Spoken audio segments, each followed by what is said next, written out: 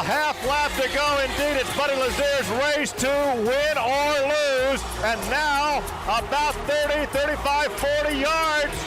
Nothing between first and second as they head to turn 4. Buddy Lazier, the final turn of the day. He has it made. He's just got to keep it between the white lines. Here to call the finish, Bob Jenkins. The 1996 Indianapolis 500 is won by Buddy Lazier. Has but one lap to go, and the rookie will pick up the checkered flag. The white flag is out now. One more lap to go. White flag for Juan Montoya. He is all by himself right now as he heads into turn number 1. 7 victories in part last year, 7 poles. He's about to win the biggest prize in his history. He is in the second turn. Talk about what seems to be the perfect mesh between man and machine. This guy has been brilliant. That car has been near perfect all day. Climbed into an Indy car for the first time in March. It was a marriage that he became accustomed to very rapidly. Came within a couple of ticks to getting the pole. He's going to get the big prize, though, Bob Levy, the Indy 500. Yeah, his target is right on target. Coming through for Juan Montoya. Heads for the checkered flag. Call the finish, Mike King. He may be a rookie, but he is for real. Flashbulbs capture the finish as Juan Montoya wins the 84th running of the Indianapolis 500-mile race. Now less than 2 miles away from winning the 90th Indianapolis 500. Lower left-hand turns, and Marco Andretti has stretched the lead. He heads into the second corner. What a headline it's going to make. Marco Andretti wins in his debut in Indianapolis.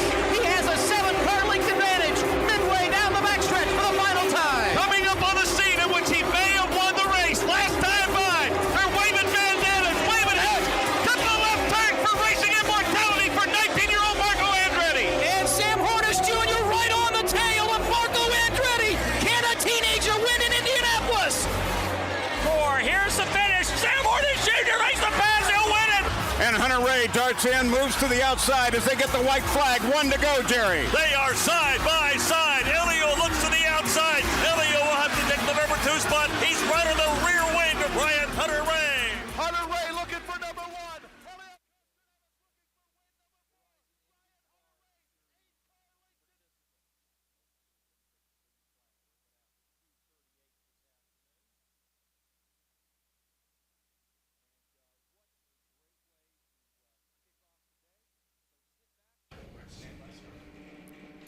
From the Barber Motorsports Park in Birmingham, Alabama, this is the Verizon IndyCar Series. Sunshine, blue skies, a picturesque motorsports complex, southern hospitality. The Verizon IndyCar Series. How we doing in terms of enticing you to stay with us for the next 30 minutes or so? But throughout the day, in fact. Hello, everyone, from Barber Motorsports Park in Leeds, a suburb of Birmingham. Welcome to the final warm-up session as the Verizon IndyCar Series prepares for the Honda Indy Grand Prix of Alabama. Happy to be joined by the sports director at WRTV Channel 6, the ABC affiliate in Indianapolis, the place you'll need to turn to as you head to the capital city for the month of May to know what's going on, not only with the Grand Prix of Indy, but in conjunction with the 100th running of the Indianapolis 500. And the folks at WRTV 6 and his wife allow him to come out and play with us several weekends throughout the course of the year, and we're very thankful for that. Good morning, Dave. Welcome to Barber Motorsports Park. It's enjoyable. I was just talking to Rob Edwards down there, who's, of course, a part of Andretti Autosport, one of the guys that helps run that organization. I said, so you're looking forward to today? He goes, you know what? I'm actually looking forward to the month of May, which begins tonight. It doesn't begin in a couple of days when we hit the month. As soon as this race is over, they're going to start concentrating on the Grand Prix of Indianapolis and, of course, the Indianapolis 500. 100th running this year comes up next month, the month of May. First things first, though, warm up today, and then, of course, let's go racing 90 laps around this beautiful layout, Barber Motorsports Park. Well, Dave, we talked to our driver analyst, Davey Hamilton, yesterday during knockout qualifying of the Firestone Fast 6. You talk about the importance of this event weekend. Let's face it, Indianapolis is not a place that you want to head to for the month of May, be it the Grand Prix of Indy or the Indy 500, scratching your head a little bit. You need to pick up some momentum. If you don't have it now, you'll want to get it this weekend. No doubt about that, as looks like we've already got a little action on pit road, Mark, as Carlos Munoz overran his pit stall, so he's already picking up. I think, you know, a lot of times we see these warm-up sessions, Mark, just be more than do a couple laps, an install check, that sort of thing. But I think there's a lot of teams that are going to be working on setup during this next half hour. A lot of teams still trying to figure out what's going to happen with the handling. Red tire, we saw a lot of issues in qualifying yesterday with balance. That was the key word yesterday. Balance, especially with those alternate red tires. And Rob Howden, already a lot of action on pit road here so far this morning. Huh? I'm actually standing here right now, Dave, with the guys of Will Power's team. I talked to Will earlier, and he was actually really, really good spirits, but they're using the opening couple laps of this morning warm-up session to actually get some pit stop practice in. They've done one so far. They're setting up to do another one, full-speed pit stop practice, and see if Power can go for that win here today. The best teams seem to be those, Dave, that work on those pit stops on a regular basis throughout the course of the session, be it practice, maybe not so much in qualifying because they're focused on making adjustments to the race car, but they're the best of the best for the reason that they take every opportunity they can to kind of fine-tune that process. And it's right out of the gate on Friday for that first practice. What do they do when they come in for the pit? We're going to work on pit stops, guys. The Wolf Pack, that's the nickname of Scott Dixon's guys, and that Coca-Cola Chip Ganassi racing machine this weekend. As you see, Scott Dixon just made his way back to pit road. And what are they working on? Working on pit stops. Simon Pagenaud, your pole sitter, coming off a win at Long Beach, started the season with back-to-back runner-up finishes. Leading a charmed existence to start the season is one Simon Pagenaud. Simon, it's Simon's world. We're basically just living in it at this point. Big win, his first with Team Penske last Sunday. The beautiful street layout at Long Beach, and you wonder, okay, what kind of momentum does he get after that? And how many times have we seen in sports where someone, you know, keeps pushing for a win here or there, or a championship, and all of a sudden, once you get a win, they just come in bunches. Yep. I have a feeling we could be looking at that same scenario with Simon Pagenaud. And that's a lot to be said considering how competitive this field is. The other end of the spectrum, a disastrous weekend at Long Beach for Andretti Autosport, and Dave, it doesn't appear as though that they have solved their problems yet. Ryan Hunter-Reay 18th, Marco Andretti 19th, Alexander Rossi will roll off in the 20th starting position. Carlos Munoz will roll off 15th. Some struggles for Andretti Autosport of late. Strange, because I know Ryan Hunter-Reay was really looking forward to qualifying yesterday. He was caught up in that Group 2 session, which you had you had 3 of the Penske cars in it. You had Tony Kanaan in it as well. Very difficult to move past the first round of qualifying. Hunter-Reay thought he could do it, but boy, they are chasing it hard here this weekend.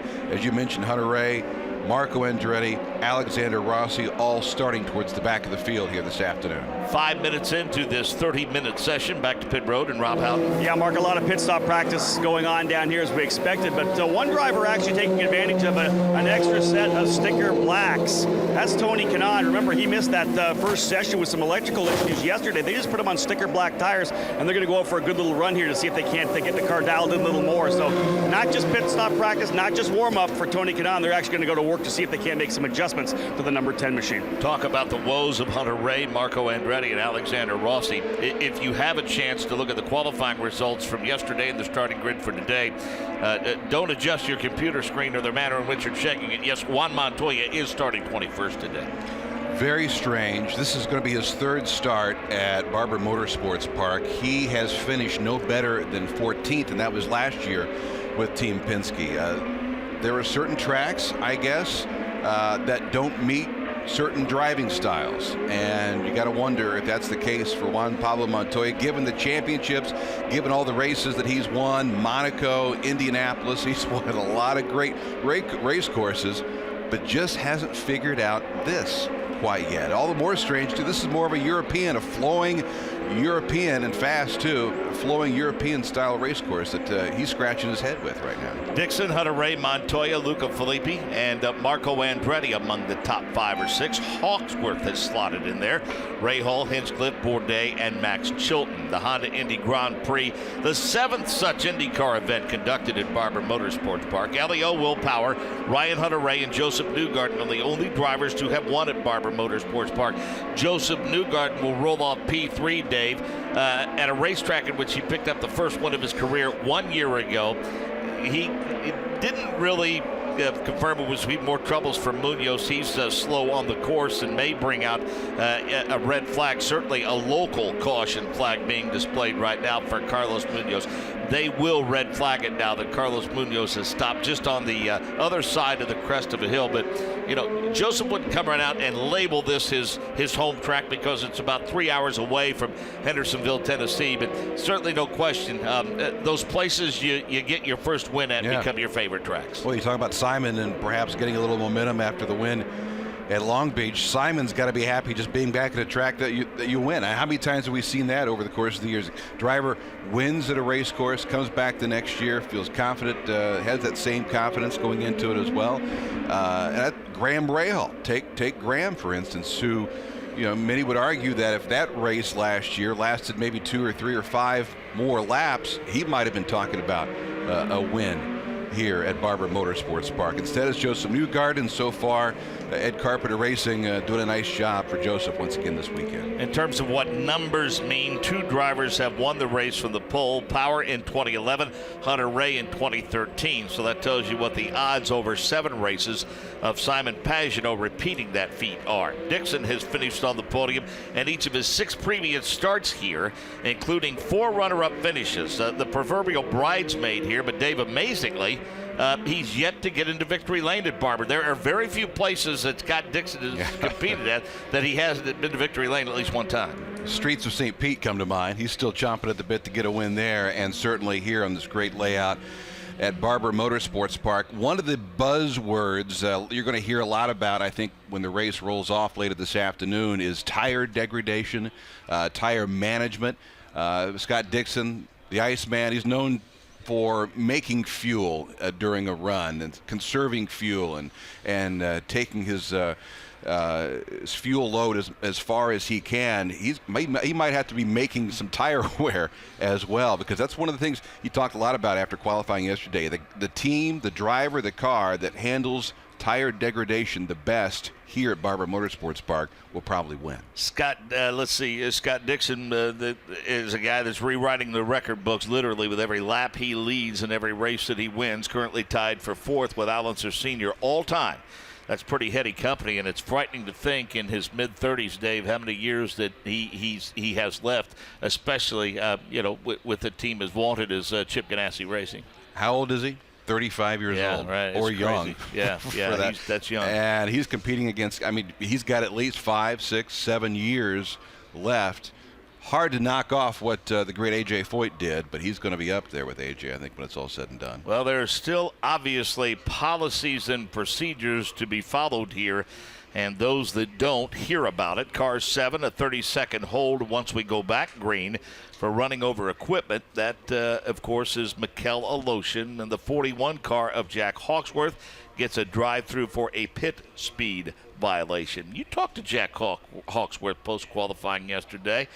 Hawksworth, after having a pretty solid weekend, will roll off in the 14th starting position. Dave, he was none too pleased after being really solid around the top 10 in the first 3 practice sessions. They missed a little something on the setup for qualifying. Well, and he's one of those drivers that was talking about balance when they threw on those alternate red tires, didn't quite get out of the car what they thought they would get. Remember yesterday in qualifying, it's the first time they run the alternate red, so there's a lot of guesswork. There's a lot of thinking, okay, it's probably going to do this, which, you know, these engineers are pretty good. Most of them are going to get it. Occasionally you're not going to get it, and when you don't, as tight as this field is, I mean, the field's separated by, what, 0.7 of a second or so from top to bottom. Pretty tight qualifying run yesterday. So when you miss it a little bit, you actually miss it a lot. And Jack Hawksworth was caught up in that, as was Takuma Sato, both, of course, the ABC Supply Company running for A.J. Foyt Racing. Normally, our conversations with the chief engineer for Firestone, Dale Harrigal, are confined to the midway point of most of our races. Rob, this is a great opportunity to maybe spend a little time with Dale about the Firestone Firehawks, not only for this event, but their preparations for the month of May. Of course, that was my plan. Obviously, first off, Dale, let's talk about the way the Blacks and the Reds have kind of worked here this weekend. You know, we've talked to a bunch of the drivers, and I don't think the Reds were quite as quicker as they thought they may be. The Blacks have actually been pretty solid tire here this weekend. Absolutely. You know, we've seen the Reds were only about a half a second quicker than they were than the primaries in qualifying yesterday, and I think a lot of the drivers got used to the street courses where we see a little bit more of a difference. So, but we have to make both tires last here on the at Barber, so you know, it's about a half a second difference, and that's what we've got this weekend. Obviously, Mark referenced the month of May, a big weekend, a big month for you guys, a couple of big weekends. Let's start with the Grand Prix weekend. What are your plans that you guys have in store for that weekend?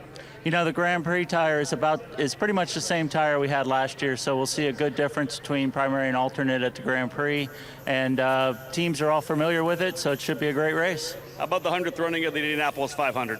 You know, we're super excited about the epic 100th running of the Indy 500. We're one of the few companies that can claim we were there in the beginning, and we're there 100 runnings later. We're really excited about it. It's a little bit new tire. It's a different left side construction, a little bit more grip, should give the drivers a little more confidence in the corners. Of course, the new sidewall design we think is just awesome with all the winners' names on it that Firestone carried to victory. So we're really excited about getting to Indianapolis and the epic running of the 100th race. Thanks, Dale. We'll see you there. Sounds great. Dale Harrigo, ladies and gentlemen. Yeah, and we've talked about it at length, and, you know, I hope you don't think we're overstating it, but what's fact is fact. Those drivers, Dave, climb out of that car in victory lane, and among the thank yous, they always give a tip of the cap to the Firestone Firehawks. Yes, they should. You know, you see a lot of series deal with punctures here and there, some issues with tire. I can't tell you the last time there's really been an overriding tire issue with Firestone. They do such a great job, and these drivers have so much trust in that company, especially at a place like Barber Motorsports Park, where Will Power was talking yesterday about trust just going into some of these corners. Some of them are quite blind, actually, when they head into it. You got to trust the car, you got to trust the tires, got to trust the equipment.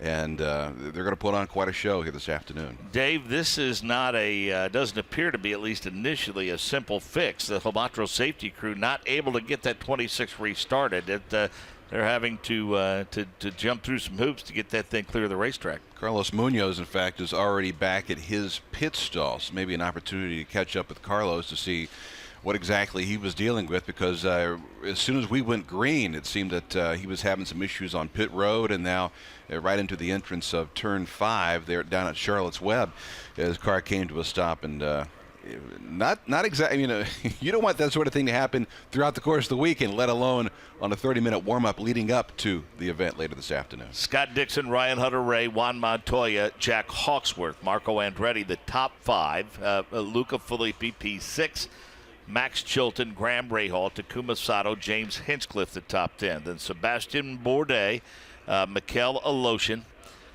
Tony Kanaan, 13th quick. Charlie Kimball, 14th quick. Alexander Rossi is 15th quick. 16th quick is Elio Castroneves, Munoz, Power, Pagano, Newgarden, and Daly. We talked about the crop of rookies, Dave, over the course of the weekend. Chilton, Connor Daly, Alex Rossi, all competing in their first Verizon IndyCar Series race here at Barber Motorsports Park.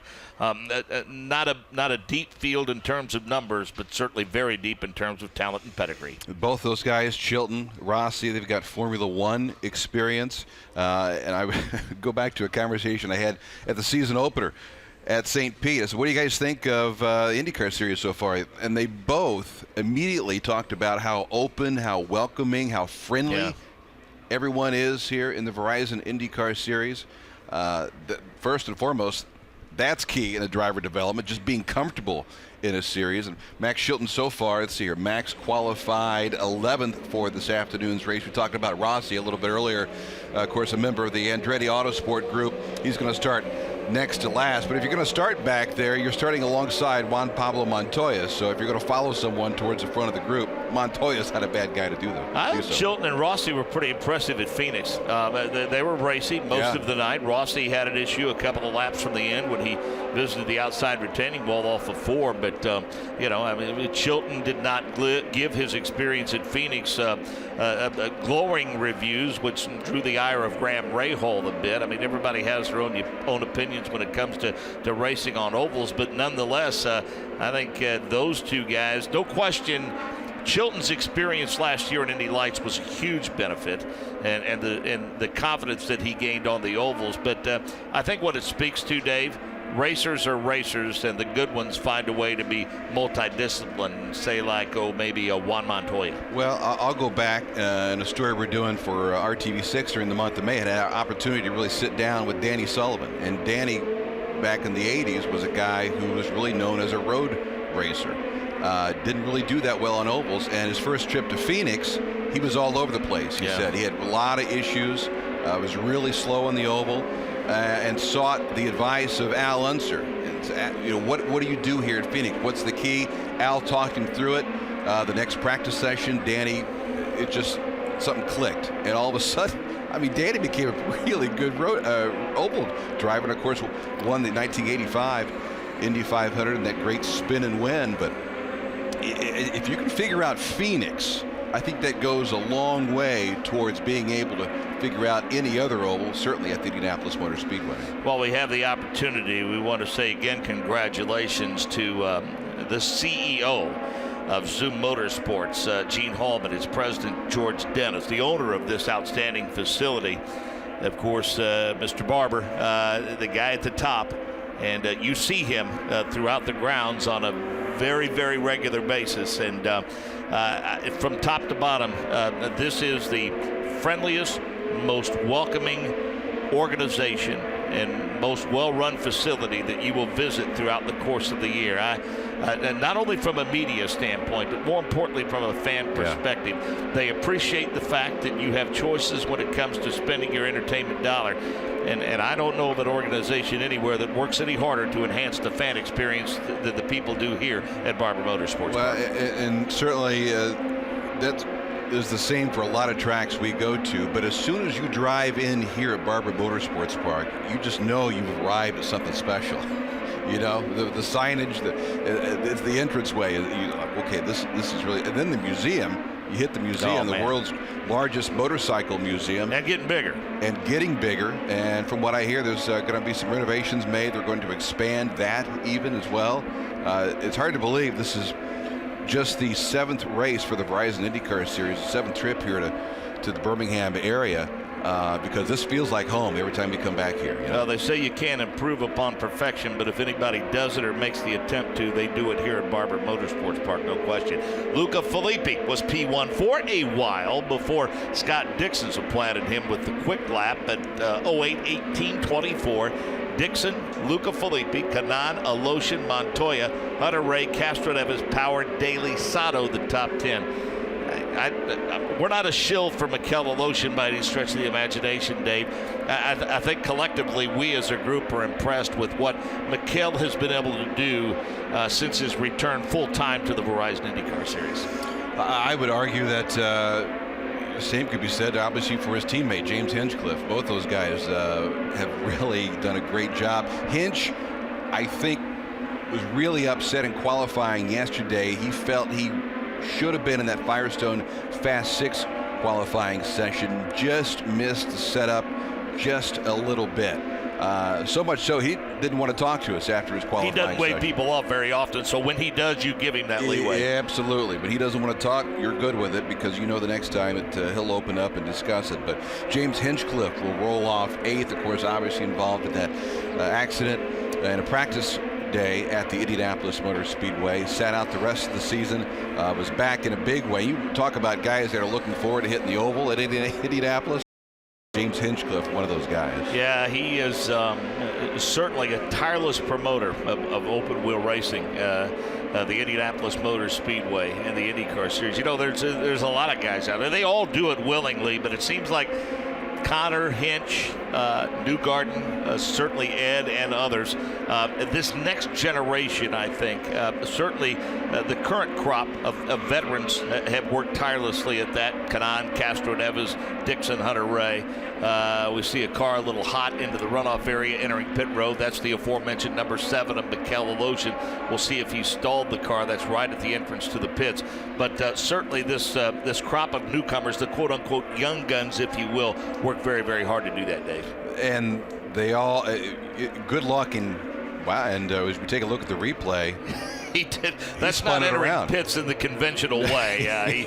Off that final turn, the entrance to the pits, you can see the grip, the rear grip of the car just went away, and he was along for the ride. And again, as we said, in those situations, this facility is very, very forgiving. But the red flag is out as they'll have to go out and retrieve Mikel Aloshin. If you're watching us on IndyCar.com, you just saw that. And now the tricky part of these other machines, as the yellow comes out, the red comes out, they have to negotiate their way around Mikhail Aleshin to the point where you've got to dip those left side tires all the way into the grass a little bit. So 12:20 this afternoon, we'll rejoin you with flag-to-flag coverage of race number 2 in the Indy Lights, and pretty spirited battle yesterday. You worked pit road for that event.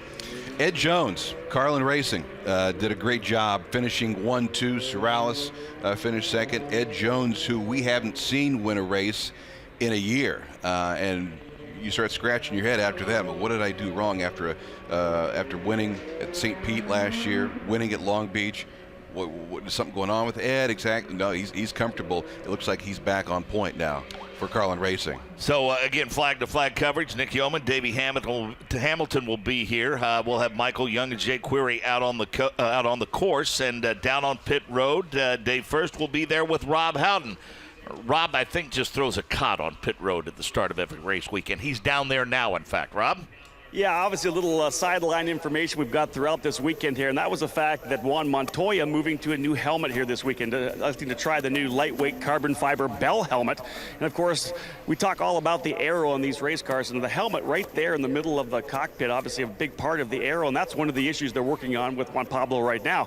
They were able to find the helmet that fit him. They went to the karting tracks where he was out there racing with his son Sebastian. They were able to get comfortable with the fitment of the helmet, but of course they had to do some aero testing, and that's what happened here this weekend.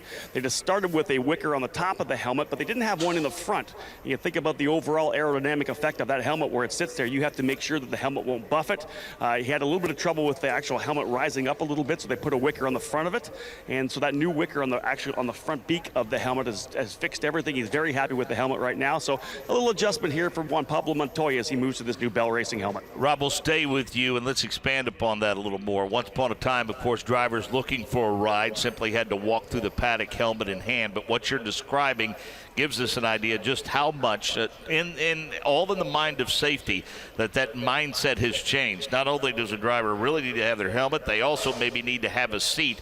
That process in terms of fitting the driver to that cockpit is certainly much more sophisticated than it once was. Oh, most definitely. You always see the shots up on social media with these drivers getting those seats poured. They're actually a full system where they have to sit inside the seat. A full seat is poured around them, and of course once that mold is done, they get out and the thing hardens and they start cropping it. They get the carpet put on it. They get it all done, upholstered, and that's it's totally fitted to these guys. And we talk about some of these drivers like Connor Daly when he showed up at Long Beach last year and subbed so well for Rocky Moran Jr. He actually had to try to fit into Rocky Moran's custom seat, and obviously not a good thing for him. But these drivers normally travel with their custom seats because you never know when they're going to get a chance to drive a car. So the spare drivers, those super subs, will want to have their seat with them because that custom fit is what they need to have comfort in the race car. Longtime team owner, driver Robbie Buell one time made a bonsai run for A.J. Foyt on the last day of qualifying at the Indianapolis Motor Speedway.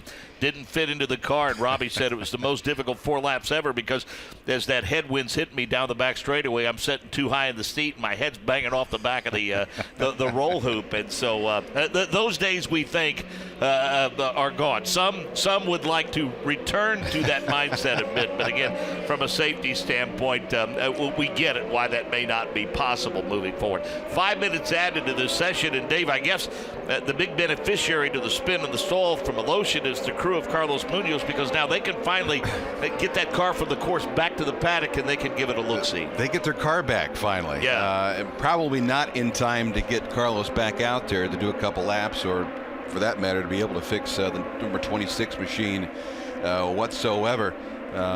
We've seen that before, even during the race. Sometimes drivers and cars, if they're in an accident or a spin, they'll get stranded out on the race course until a proper yellow flag, full course yellow, comes out and they can get the car towed back to pit road. Happened a couple of years ago to Scott Dixon at Long Beach, and Mike Hull was none too pleased at that. They did not give that car a tow back, and of course at that time Scott, I don't think, had ever had a podium finish, and then the next year he comes back and wins the race at Long Beach, which helped propel him to the championship after the tiebreaker with Juan Montoya. I want to say it happened here a couple of years ago with James Hinchcliffe as well, when Hinch was driving for Andretti Autosport during that time, the old GoDaddy colors that he was driving in. So yeah, it's happened before. It could happen again here too. Dixon, Hawksworth, Daly, Pagenaud, Luca Filippi, your top 5. Sebastian Bourdais, Graham Rahal, Tony Kanaan, Mikel Alessi, and Juan Montoya. Then Hunter Ray, Castro Neves, Power, Hinch, Rossi, Newgarden, Sato, Kimball, Andretti, Chilton, and Munoz. Munoz's day is done in terms of this session. The car stalling on course after having some issues on pit road. It later stalled on the course. They had to put it on the hook and just now got it back to the paddock. A red flag brought out by the 7 of Mikel Alessi after he spun entering pit road. And Dave, I don't know that you necessarily put a lot of stock in what you see in terms of timing and scoring and speeds in this final warm-up session. I'm sure that there is a stated goal prior to this session, but I don't know that the focus is rarely, if ever, on being P1 in this session. No, but you want to feel good about your car sure. when it's all said and done, and I think that was the goal, actually, of Scott Dixon, who, again, is the quickest around here at 1:08.1. Dixon was having a lot of issues with tire degradation. Again, I think that's something we're going to hear about throughout the course of the afternoon today. Who has figured out the best way to manage tire wear? Dixon, through the years, has been one of those guys that can do that. Obviously, really all 4 of the Penske drivers can do that. Montoya is going to have the most difficult run, of course, starting dead last in this afternoon's race, but all those guys can do it. Tony Kanaan can certainly do it.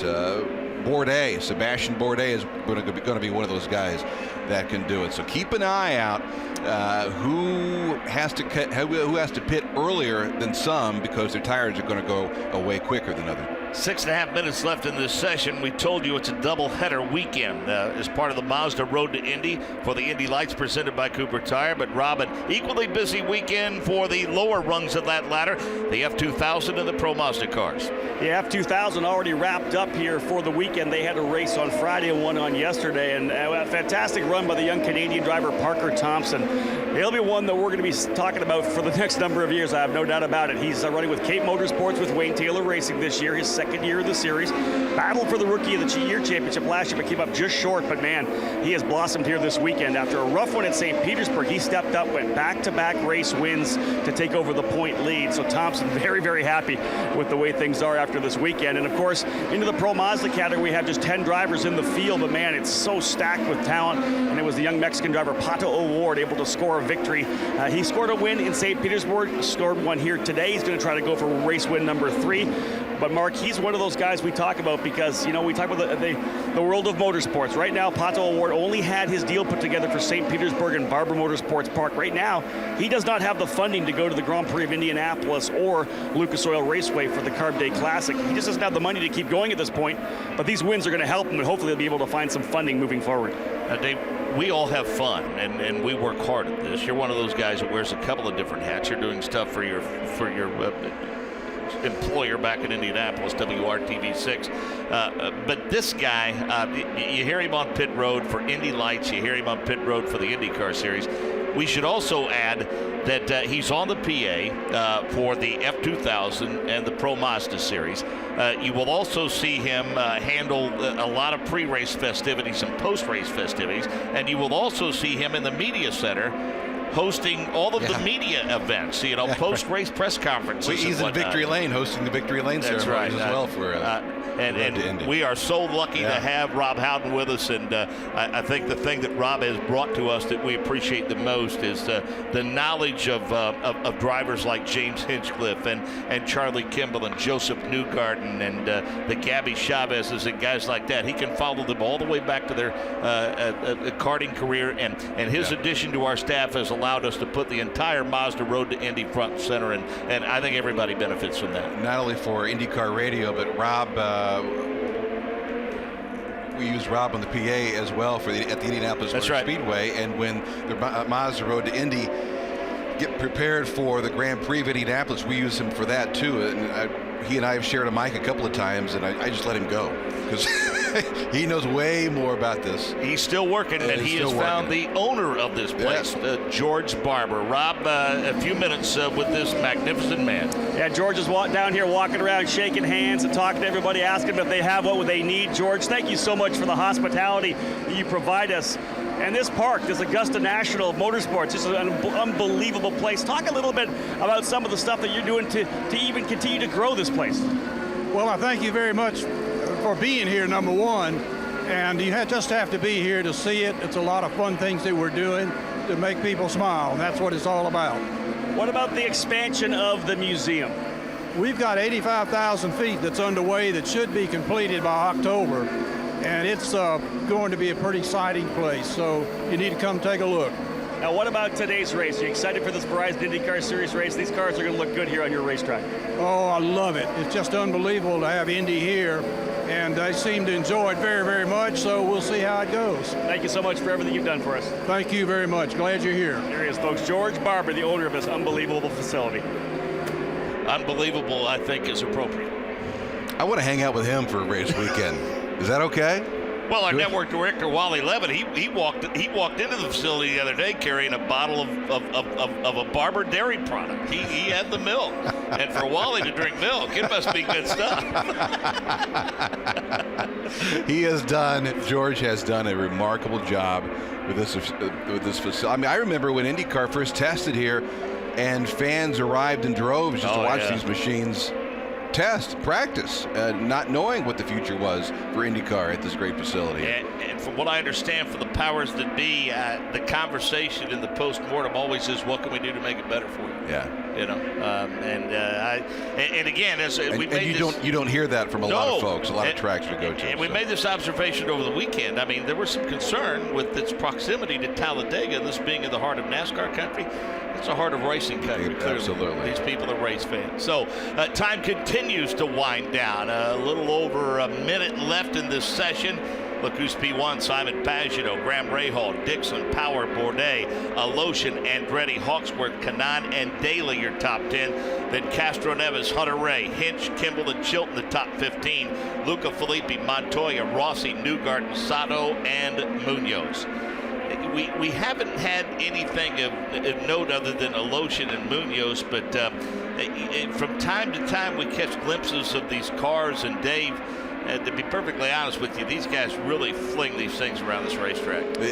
But it seems so flowing when these guys do it. But then you hop on board and you realize they are really turning into these corners, and there's a lot of G's associated with all this. If you're watching on board with IndyCar.com or the video boards here around the Speedway, riding along right now with Will Power as he makes his way around this 2.3-mile layout. And the way Will said it yesterday, you got to have a lot of trust with the machines, the teams, the tires, what your car is going to do, because there are a lot of corners in there where they're taking a bit of a risk to get in and out of. Now, much like your either morning or afternoon commute, a few moments ago, we saw James Hinchcliffe expressing certainly not a term of endearment to a fellow competitor on the track. That'll happen. Yeah, that'll happen. He didn't. We saw our driver analyst who fills in for Davey Hamilton from time to time, Zach Veach, during qualifying yesterday, gestured to one of his fellow competitors that he was pleased with the decision that he made. Think about it. There's only so many things you can do to express That's right. a feeling when you're inside a car. There is that universal symbol, that universal expression. Yeah. If you're going to use one, just go right to the one. So.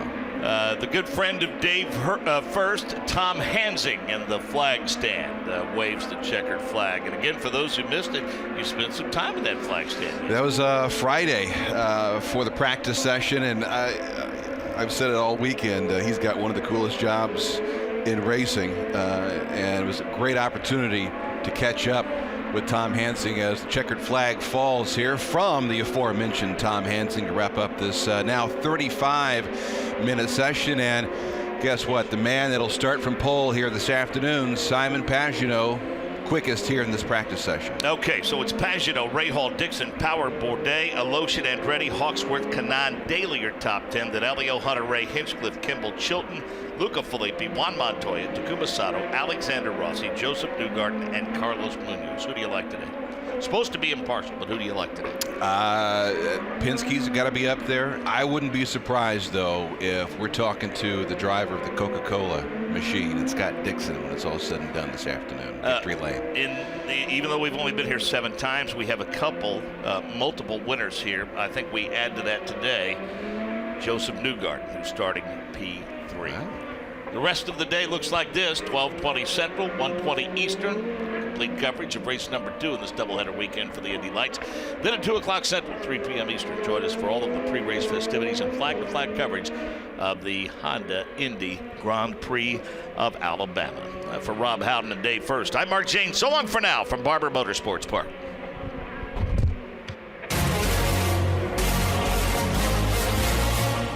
This is the Verizon IndyCar Series on the Advance Auto Parts IndyCar Radio Network. A.J. Foyt down the main straightaway. The checkered flag is out. A.J.'s hand in the air. He is the winner.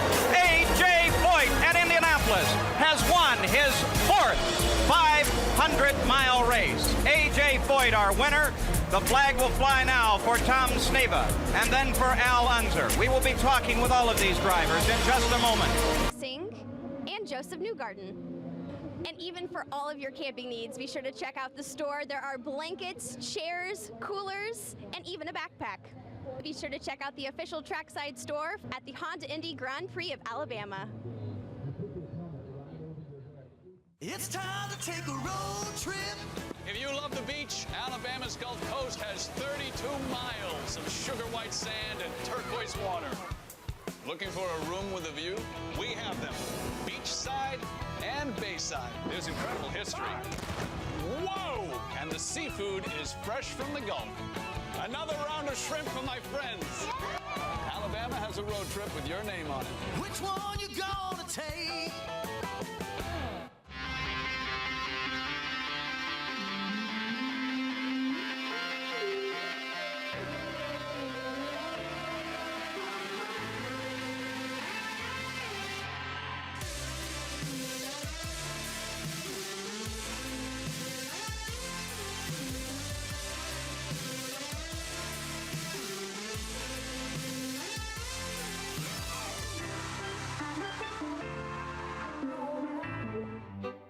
Meet Pete and Paul, twins so much alike, friends call them Pete and repeat.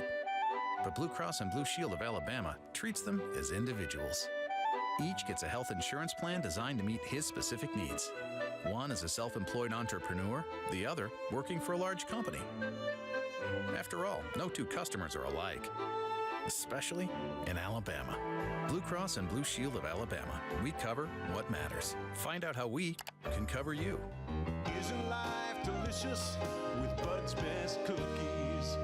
Isn't life delicious? Doesn't it taste just swell? Pop it in your mouth and you can tell. How can anything so little have such a big taste? Your mouth is gonna thank you. You can hardly wait. Bud's Best Cookies. Isn't life so delicious?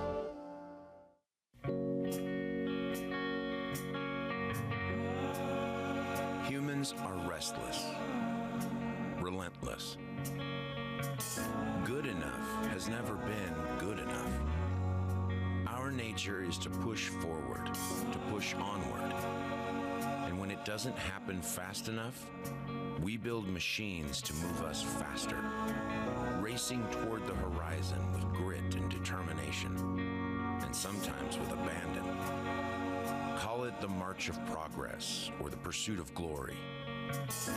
We've proven time and time again that if you can dream it, you can chase it down. This desire has no bounds. It doesn't go in reverse. It leads us in one direction and one direction alone. Forward. And that's why the Indy 500 exists. A showcase for achievement, the human pursuit of progress, our relentless pursuit of more skill, more innovation, more strength, more speed, more glory. The spirit of everyone who's ever leaned into the wind and pushed further toward the edge lives on, right here at the racing capital of the world. This year marks the 100th running of the greatest spectacle in racing.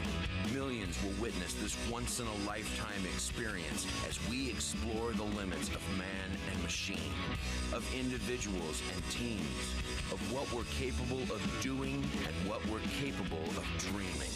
Always faster, always forward. Join us on this epic quest for glory, May 29th, 2016.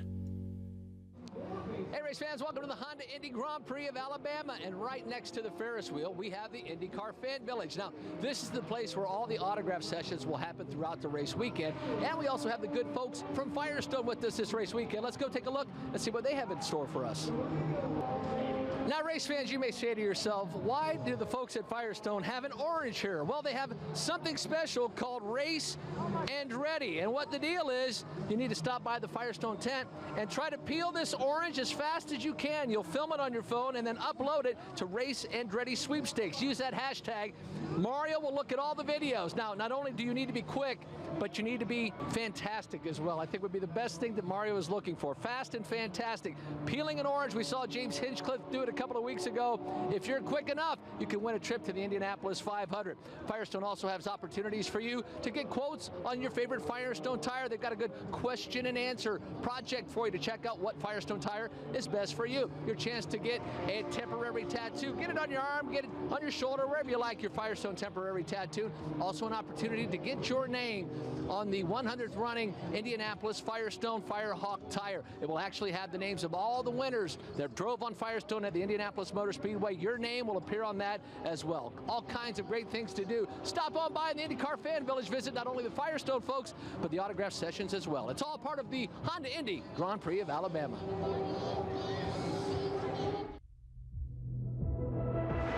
Over 40 drivers, 17 nationalities, talent from around the world, 3 champions, 1 chance. Over $3.6 million at stake. This is the Mazda Road to Indy.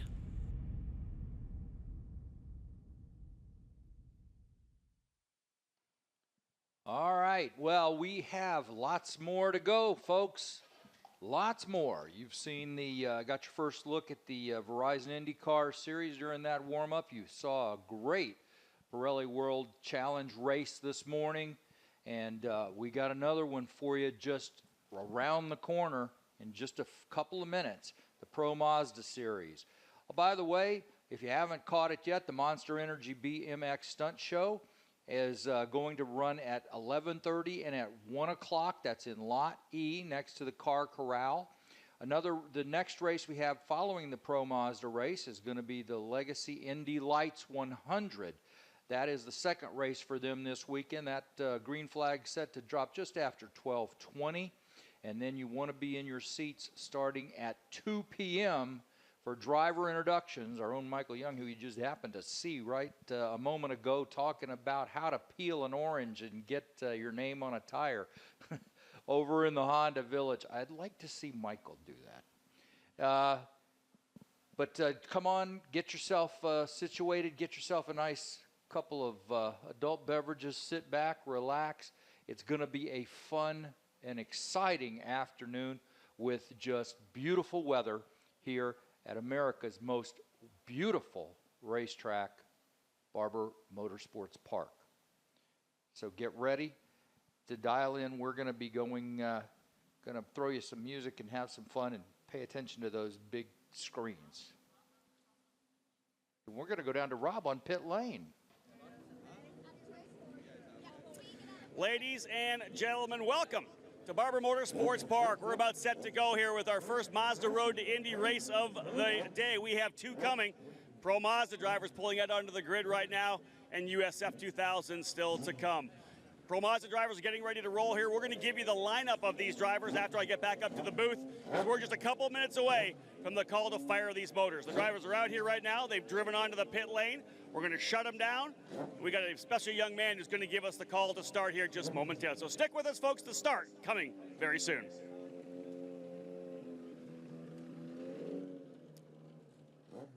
Right now, we have 10 Pro Mazda drivers who have worked their way down here onto pit lane. Just about 4 minutes away, folks, from the start and the call to fire here. Let's have a look at this grid right now as we get set to go. Still 4 minutes away before we get this call to fire. Starting on the 5th row here, it will be Jorge Ceballos on the outside. In the number 21, the rookie driver out of Mexico with the JDC Motorsports Visit Baja California Telmex entry. He'll start in 10th. Starting in the 9th spot, it'll be Nicholas DePero and the rookie in the Uncos Racing, number 31, the Federal Seguros entry. Row number 4 on the outside, it'll be Jake Edson, a driver who was in the battle last year for the USF 2000 Championship. He has made the move up here to Pro Mazda with Cape Motorsports with Wayne Taylor Racing, and he will start in the 8th position in the white number 3.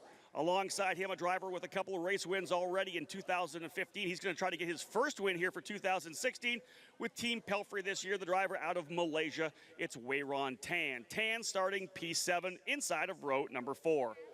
Up now to row number 3, 2 drivers from Uncos Racing. It'll be Jake Parsons, the Australian driver in the 00, starting in the 6th position, the rookie, and alongside him, a driver in his 2nd year here in the Pro Mazda category, the American pilot Will Owen in the number 23, the AMR backed entry. Moving now up to row number 2, a couple of USF 2000 graduates. And in fact, the driver starting 4th, the reigning champion of the Cooper Tires USF 2000 Championship powered by Mazda. It's the French pilot Nico Jamin.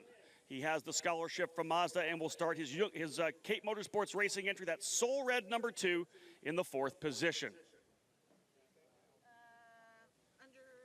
Garrett Grist now will be on the inside of row number 2, the young Canadian pilot with wins in both the USF 2000 program and in Pro Mazda. He will start in the 3rd position here, the number 5 Landers Properties, the Uncos Racing entry. So it'll be Grist and Jamin on row number 2. On the front row now, 2 drivers from Team Pelfrey, both with race wins already this year. The driver starting on the outside was a winner in St. Petersburg. It's the driver out of Rice Lake, Wisconsin, Aaron Thielitz, a rookie in the series, another one of the pilots who was in the championship chase in USF 2000 last year. He'll start P2 in the yellow and black number 82, the Rice Lake Weighing Systems entry, outside of the front row. But the driver who's on the pole position here today, he scored a win in St. Petersburg, and he also scored a victory yesterday. He has 2 wins on the season, looking to go back-to-back here at Barber Motorsports Park. It's the Mexican pilot Pato O'Ward. Big victory for him yesterday. Thielitz was able to lead the way throughout the event yesterday, but a late yellow flag gave Pato the opportunity to jump him on the restart, and Pato O'Ward able to come away with the victory. But here's a young driver we're hoping to be able to see at the Grand Prix of Indianapolis in a couple of weeks' time at the Indianapolis Motor Speedway road course, as right now his program only signed for St. Petersburg and Barber. He doesn't have the funding yet to continue on through the season. But with a couple of victories here, there would be a possibility that Pato may be able to find the backing he needs to continue on to fight for this championship. He leads the points now and will lead away here from pole position as well. One of the great things about this program, folks, and as we look at the car of Nico Jamin here, P4, outside of row 2, that's that Mazda Speed Soul Red color. He's your reigning champion of USF 2000. And by winning a championship in the Mazda Road to Indy, you get a scholarship that allows you to run in that next level. So they actually take care of you. You become a sponsored driver, fully backed, fully supported. And there's an opportunity, of course, for the winner here, the champion this year in Pro Mazda, will win a scholarship to run in the Indy Lights program. That's impressive for these young drivers, and really just the opportunity to be able to continue your run up the ranks, up the ladder system. Because I can tell you, each and every one of these drivers on this grid here right now is hoping to one day become a Verizon IndyCar Series pilot. Couldn't ask for a much better day here. Light breeze, beautiful temperatures, blue sky. A great day here at Barber Motorsports Park, and I have 10 drivers down here on the grid with me right now who are ready to fire. They want to go racing, and this is when they do what they can to get themselves focused. We're on a little bit of a delay here right now, and that's always tough for these drivers. They have themselves prepped and ready to go. And we just talk about what it takes with the mental abilities of these young drivers to be able to stay focused, and of course, throughout the entire green to checker run here. But before we go, that's when they start getting their thoughts all dialed in. They get themselves focused on the start and how they're going to navigate their way around the opening couple of corners here, what will surely be a very hectic opening lap.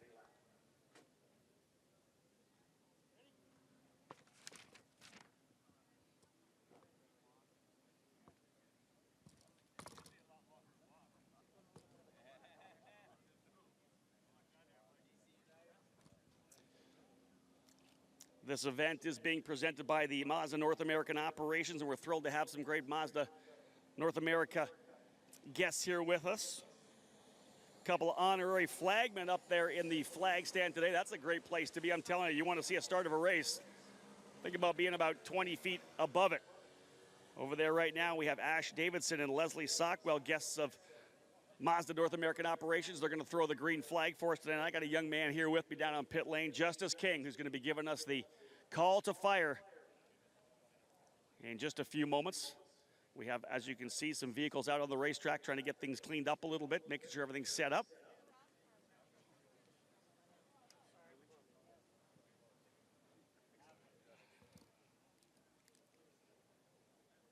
The entire Mazda Road to Indy program on display here this weekend. USF 2000, the first rung. Second rung is Pro Mazda, what you're going to see right now. Indy Lights set to go as well. That's the top rung of this Mazda Road to Indy. And folks, we're being told we are just less than a minute away before we get things fired up here. 10 drivers, as we said, itching to flip the switch and hit the ignition on these cars to bring these 260 horsepower Mazda Renesas power plants to life. We're about to go wheel-to-wheel racing here, folks, with the Mazda Road to Indy. We're excited to make this happen for you today. And again, down with me here on pit lane to give the words that we're all waiting for right now, I have Justice King with me. Justice, are you ready? Here we go, folks. Almost ready to rock here. We're going to fire things up here for Pro Mazda. Drivers, start your Mazda engines. There you go. Justice King giving us the call to fire. We are underway. Pro Mazda. Well, thank you, Rob Howden. Nice job down there. Justin, nice job as well. Justice with the call to fire engines. Pato Award, winner yesterday, sits on the pole today. Race number 2 for this Pro Mazda presented by Cooper Tires. Round number 4 of the 2016 championship campaign. The field about to roll away down this long main straightaway. They will roll then into turn 1 around the Alabama roller coaster. Make their way through 5 and 6. Then by that beautiful Barber Motorsports Park Museum. Again, if you have an opportunity to visit the museum before the day is over today, well worth the visit. Field is away. 10 Pro Mazda racing machines making up this field. The beautiful Mazda Road to Indy pace car making its way through turns 5 and 6. We welcome all of you fans sitting on the back straightaway. Lots of you fans in the Alabama roller coaster area again. Turns 1 through 4. Those of you in the grandstands, our special hospitality sections, we welcome you to a beautiful day here at Barber Motorsports Park. One fantastic facility. And for those of you race fans who call this track your home track, you are very lucky to be able to have this facility in your backyard. Truly one of the most beautiful facilities that these various series will run on in this 2016 campaign. So the field making their way now down into turn number 7. Again, Pato Award, 2-time winner. Winner yesterday. Can he follow up with a win today? A young man looking for sponsorship dollars to roll into Indianapolis. And another victory this afternoon would help him fund that effort. So Pato Award, Aaron Tielitz, they'll be your front row for race number 2. Joined in the public address booth by the voice of this Pro Mazda Series, Rob Howden, down on pit lane just moments ago. Lightning quick up to the public address booth. Welcome, and what a beautiful day we have. I was just going to say, in this booth, it does not do this day justice. The sun obviously coming in on us. It's a little warm in here, but it is perfect outside right now. We could not ask for much more. Gorgeous day. The field starting to make their way through the final portions of this 17-turn circuit. 2.3 miles, making up Barber Motorsports Park, a very tricky course, and these young Pro Mazda drivers will have everything they want today as the pace car starts to roll away. We'll see the field start to form up into the final few turns as we get set for race number 2 in this race weekend for the Pro Mazda Series. Rob, looking forward to a great start here, and we'll talk about Pato Award. We'll talk about Aaron Tielitz, but Before we do that, let's watch this field make their way through the final turn. The start of race number 2 of this Pro Mazda Series about to get underway. 2x2 out of turn number 17. Thank you, Michael. Here they go. They'll look at our honorary flaggers down there in the start-finish line. We are underway. Green, green, green. Great jump from the inside for Pato O'Ward. Look at Grist. He'll dive to the inside. Garrett Grist, the number 5, side by side as they come through.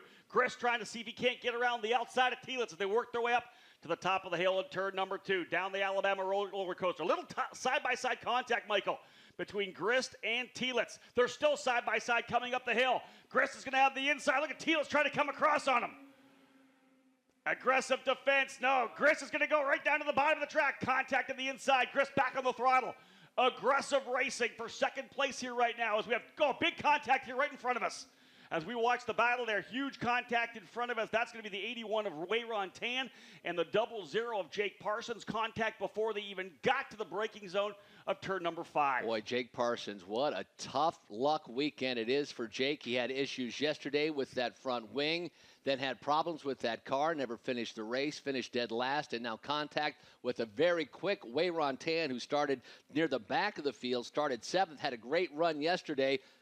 Wow, tough break as Hamacho safety crew right to the scene. They're checking on Wayron's condition. We'll update you that on his condition here momentarily. Full course caution, so the field will come back to the yellow flag here at the start-finish line, but hard contact as the Team Pelfrey machine sits sideways near the entrance of turn number 5. Yeah, looking at the car itself, it's right across in front of us here, right essentially in the shadow of the new pylon, the scoring pylon. And they're going to go to work on Wayron here, chatting with him right now. They're making sure he's okay. The right rear of the car is actually detached. It has broken off. That car, that piece, the wheel actually, and the suspension sitting beside it. Hopefully we can possibly get a replay here. No opportunity for a replay. That's all right. We'll just do what we can here from what we saw. But contact again between the 81 of Wayron Tan and the 00 of Jake Parsons. Wayron's out of the car. Fantastic to see, folks. Wayron Tan out of the car here right now. Again, the Hamacho safety team, the best in the business, right there on him. And just making sure extra precautions. And Wayron, again, able to get out of that number 81 black and yellow Team Pelfrey entry. But the damage is pretty severe here, Michael, from what we can see here. Looks like damage to likely all 4 corners of that race car. Boy, in 4 turns, and his day is already over after a great run yesterday, a very competitive day, and race number 1 in this Pro Mazda Series. To have it go away that quickly only after 4 turns, a tough break for Wayron, who thus far in these first 3 rounds has been very competitive. So to have a DNF in this race number 2, a tough break for him. And early part of the season, you don't want to start talking championships already, but certainly Wayron will be one of those drivers that will be in the hunt towards the end of the season. You hate to see a driver finish 10th. When we found out that Wayron was coming back to run in the program here in 2016 after what was a very strong 2015 campaign, won a number of races, and for him to be able to come back, we thought he was immediately going to be a championship challenger for sure. But of course now with this issue, tough for him. Being told that the 00 Jake Parsons will be bringing his car into pit lane as well. Unsure whether it's just a mechanical or he's actually being parked by race control, but it appears that he's down into pit lane here now. Oh, we had a lot of action on that opening lap, and Garrett Grist in that battle with he and Aaron Telitz down there, eyes on turn 5, and boy, an odd place to see an incident right there about 400 feet out from the actual turn itself. So that contact began early, and potentially the drivers side by side, whatever took them out. Obviously, we're watching the front of the field for that potential pass there. And again, a tough break not only for Wayron Tan, but Jake Parsons. Just a miserable weekend for him. It obviously wasn't the only battle for that position of turn number 5. And let's jump over here real quick. I've actually got one of my guest analysts with us here this weekend, a double race winner here, folks. This is a weekend here at Barber Motorsports Park in USF 2000. Parker Thompson. I'm going to bring you in, Parker, because this is probably a perfect time to ask about this. The opening lap is really one of the best opportunities to make a pass, and turn 5, of course, where it happens. Did you get a chance to see that yourself? I honestly didn't. I was watching Telitz and Grist go at it at the front of the pack. Like you said, Rob, though, it is so difficult to pass here. You have to get it done on cold tires. You have to make that first lap count, and obviously the Pro Mazda drivers are a test to that as we saw that crash. Yeah, they got pretty aggressive there. Let's go away from this obviously incident. That was a tough one, Michael, but that battle we saw, we were actually keying on what was an amazing battle because Grist was side by side through 1, 2, 3, all the way up. And I think that maybe Telitz was getting a little bit of a run. He kind of almost got in front of him, and he was starting to pinch over to the inside as they came down here to the braking zone. He was pinching. And Garrett said, you know what? No. I got this. I got the spot. He threw it down the bottom on the brakes, and they were side by side coming out as well. For whatever reason, these two Team Pelfrey cars have been quicker than the rest of the field this entire race weekend. And for Garrett Grist, we saw in that restart yesterday, after the restart, he fell back a couple of car lengths. So for Garrett, passing at a premium right now, best to get around a competitor early in the race instead of waiting until the very end to make that pass, because they're just off those couple of tenths of a second. So if you have that opportunity, best to do it now than to wait. You know that Garrett had a sense of urgency. Yes, he because did. I need to get in front of Telitz here. I'm going to watch these guys walk away again and kind of walk away kind of like this guy over beside me did. Obviously, Parker, you were able to take advantage in the first race on Friday. And on those cold tire laps, the opening laps, even though it's not cold, they're not up to operating temperature yet. That's when you get to pull the gap, or that's when you're able to grab that half a second and eventually be able to hold that to the end. For sure, and like we said here, the Barber Motorsports Park is such an aero-dependent track, especially with the Pro Mazda, because they do make some more downforce than our USF 2000 cars. You really need to get out front. That clean air is worth so much.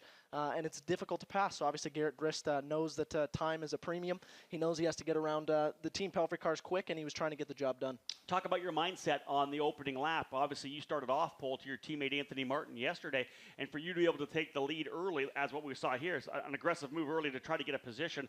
What is that mindset on that opening lap? Is there that sense of urgency? Do you say to yourself, if I don't do this, I'm not going to be able to get by? Well, honestly, we're thinking of finishing points. We need points for the championship. Coming into Barber, we were in a hole, so we wanted to get out of that, and we did. But going into that last race, I knew if I wanted to win the race, we had to get the job done early, and that's what we did. The Team Cooper tires held up great throughout the entire race, and our Mazda engine was fantastic. We're joined in the booth by two-time winner this race weekend in the USF 2000 Series, Parker Thompson. Looking back about a month or so ago, and that was a long wait for you, a miserable weekend on the streets of St. Petersburg. Your mindset in having to wait that long to come into a weekend, knowing you had a great race car, but knowing you were already in the hole for the championship. Really difficult. Obviously, I came into 2016 with a championship-winning team, Team Cape Motorsports. They've won 5 consecutive now. So there's that pressure. I mean, you've come in with a fantastic operation, and my performance in St. Pete was disappointing for myself. We qualified good, but to get taken out in that first race and then to have a disappointing second race to not even get on the podium was tough. So to get ourselves out of the hole so early in Barber and to come back with vengeance and really take the championship back was fantastic. We said it was actually, I think, the first time since 2010 that Cape Motorsports didn't have one driver on a podium in a race weekend. That's not something we see. But you know what? This was that ultimate comeback. Yeah, you know what? We didn't get we're going to own the podium over here. We're going to win both races. For sure, and that's what we did. And I can't thank Team Cape Motorsports enough for giving me a fantastic car for the weekend. We're looking, I believe, to go green flag racing next time by. And again, here's your lineup now. Pato Award with the lead. They gave the second position to Telitz, even though Grist was right there. Nico Jamin sits in 4th, Will Owen in 5th, Jake Edson in 6th spot, DePero in 7th position, and Savalos now in the 8th spot. An interesting opening lap, and I know even though we went full course caution, the Telitz-Grist battle continued. I don't think either driver was going to give up that position, that they were going to battle it right to the end, even though we were full course caution.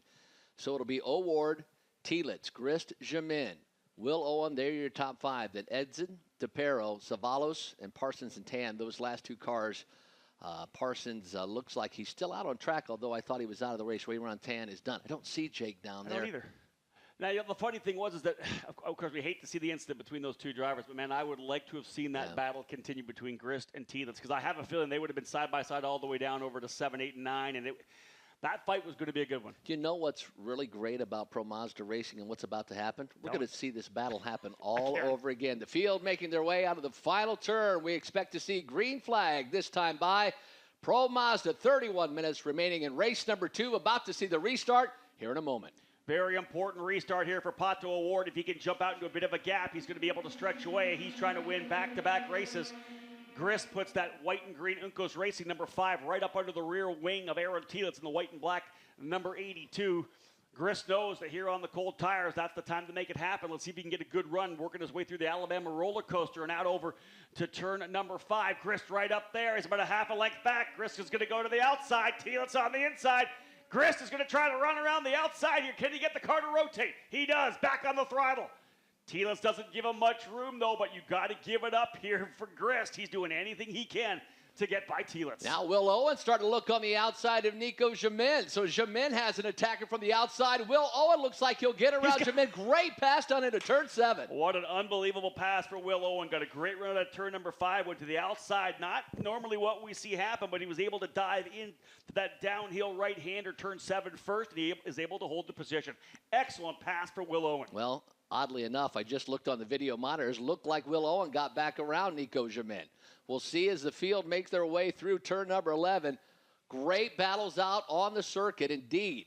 It looks like Jamin may have, or actually Will Owen, lost it. Yeah, did he lose that position? He got it back.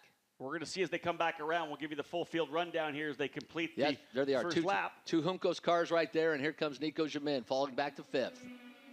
Pato O'Ward stretching out to a 1.3 second advantage here on lap number 5, and key to the championship and winning here is to be able to get out early and run away from the field. Do whatever you can to kind of get away from your primary challengers. Telitz now settling into the 2nd spot, Grist in 3rd, Owen 4th.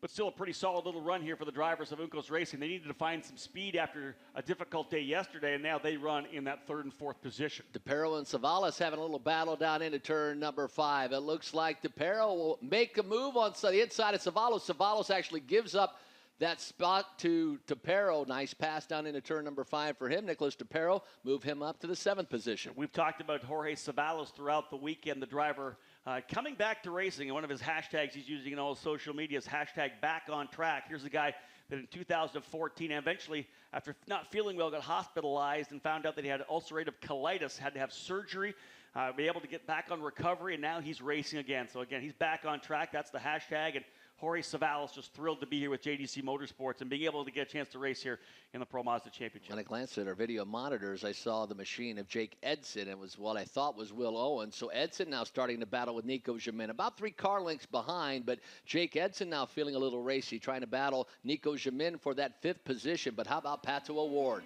Stretching that 1 second advantage up to 1.1 seconds. So gained a 10th on that lap.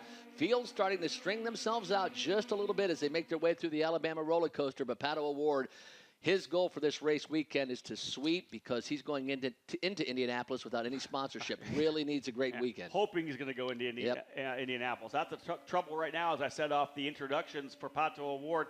Only has the budget, was able to sign for the first 2 races of the championship. Of course, we now go to the month of May where the Pro Mazda drivers run at Lucas Oil Raceway on Friday night, the Carb Day Classic. And then, of course, 2 weeks before that, we're on the road course at the Indianapolis Motor Speedway for the Grand Prix of Indianapolis. So he really wants to be there. And how hard would it be if you're the point leader and you're not able to come up with the funding to be able to go there? We're hoping that he's going to be able to find the funding and the backing and the partnership he needs to be able to continue the fight for this championship. Well, Parker Thompson, winner of both of the USF 2000 races, joins us in the public address booth. For you, what's the toughest portion of this circuit? Let's ask a double-edged sword question here. What is the best place to pass for you, and what's the toughest place on this race course for you as a driver? Perfect. Okay, well, I'd say turn 5, which is the hairpin, is probably going to be your best place to pass. It's really the only place you can draft up and get somebody. Will Owen did a fantastic move down into turn 8 and 9. That was unbelievable to get around the outside there. I haven't seen that done all weekend. There's a few tricky places to pass, but really turn 5 is your go-to. And toughest place on the circuit to where the drivers feel it the most, I'd say turn 1 and 2 is a really difficult combo, and then turn 12 and 13, kind of the roller coaster part of the circuit, is honestly where your car is going to fall off and where you're going to feel it the most. We saw a couple of machines actually have an incident in turn 13 yesterday where whether something broke in the car, but you've got that left-hander, then that sweeping right-hander. Tough to keep control of that car? Very tough, and you know, it depends. Your car is always going to fall off at Barber, but whether it falls off on the front tires or falls off on the rear tires, you don't know. If you get loose in turn 12 and 13, it is very sketchy, and that's yesterday our car started to get a little loose towards the end of the race. We got a little bit of oversteer. Turn 12 and 13 was definitely, I was hanging on for dear life. Wow. Being pushed, obviously, as well. Pato O'Ward not having any challenge right now, 1.5 seconds up. And you had Luke Gavin pretty close to you, probably a couple car lengths back for the entire race. Yeah, that neon pink car was definitely filling up my mirrors for a while there. That'll grab your attention. You see pink in your mirrors, you're like, what is going on behind me? And there's Luke Gavin trying to get around you. Yes. Pato O'Ward, your leader by 1.5 seconds. We are 7 laps into this one here. Still a ways to go time-wise, about 25 minutes left in this 40-minute session. You see the time clock up there on the brand-new scoring pylon here, 25.5 minutes remaining. Pato O'Ward leads, trying to stretch away. Aaron Thielitz second in the number 82, and Garrett Grist runs third in the number 5. That was the podium, Michael, that we had yesterday, and that's the way they're running on track here now. And that's kind of the way things settle down. I think we talk about the fact that Barber Motorsports Park is a very tough circuit, not just for drivers, but for the mechanics and engineers as well. To be able to find that balance with the suspension and the aero, to get everything dialed in correctly. And once they do, you'll see guys at the front of the pack for the entire weekend. When you're starting at the back, you have work to do. When you're up front, it's just those minor adjustments you can make. It's been interesting, too, this race weekend. These two Team Pelfrey cars have been the class of the field. Pato O'Ward and Aaron Thielitz, the two we're talking about. And then Garrett Grist, who finished, as you said, on the podium yesterday. His teammate, Will Owen, with that great pass on Nico Jamin, thought Will was going to be able to get on that rear wing of Garrett Grist for a while, but it seems like that gap has kind of opened up a little bit. We still have a lot of racing left, plenty of time still to attack. So Parker Thompson again joins us in the booth, two-time winner in the USF 2000 Series this race weekend. Is this the time you kind of set back and ride a little bit, save those Cooper tires, or do you always want to be attacking here? It really depends how your race goes. They've got 10 minutes extra than we do. So they've got a 40-minute race where we've got a 30-minute race. By the time the clock hits 15 minutes, you look at your lead in USF 2000 and you go, okay, what do I need to do to just finish off the race? That's when you start maybe not running the curbs as hard. You start conserving the tires a little bit. And that was the case in race 1. But for race 2, I had Luke Gavin on my rear wing pretty well the entire time. It'd open up to maybe a second or a second and a half at most. But he stayed right there. And that was difficult. So there I kept pushing for the entire race. So it really just depends how your race goes. I'm sure with Pato out in the lead right now, he's probably he's managing, to be honest, because you can get a late race caution, and you want to make sure you've still got some Cooper tire rubber under you for that late race caution. That's the key point right there.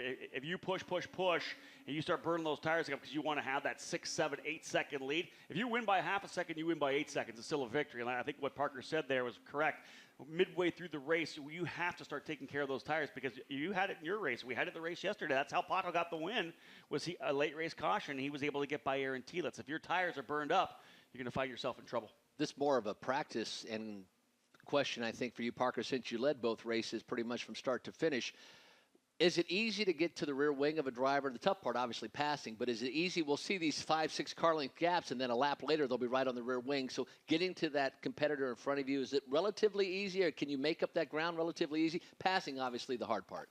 Barber Motorsports Park is a momentum track. So if you force your competitor to a mistake, it can be really easy to draft up on somebody and pass them. But if they stay strong and they don't make a mistake, getting to the rear wing and getting their draft is extremely difficult. And I think that's what we're seeing here with Pato out in front. Is he's managing his race. He's not making any mistakes and not leaving the door open for Aaron to get in there.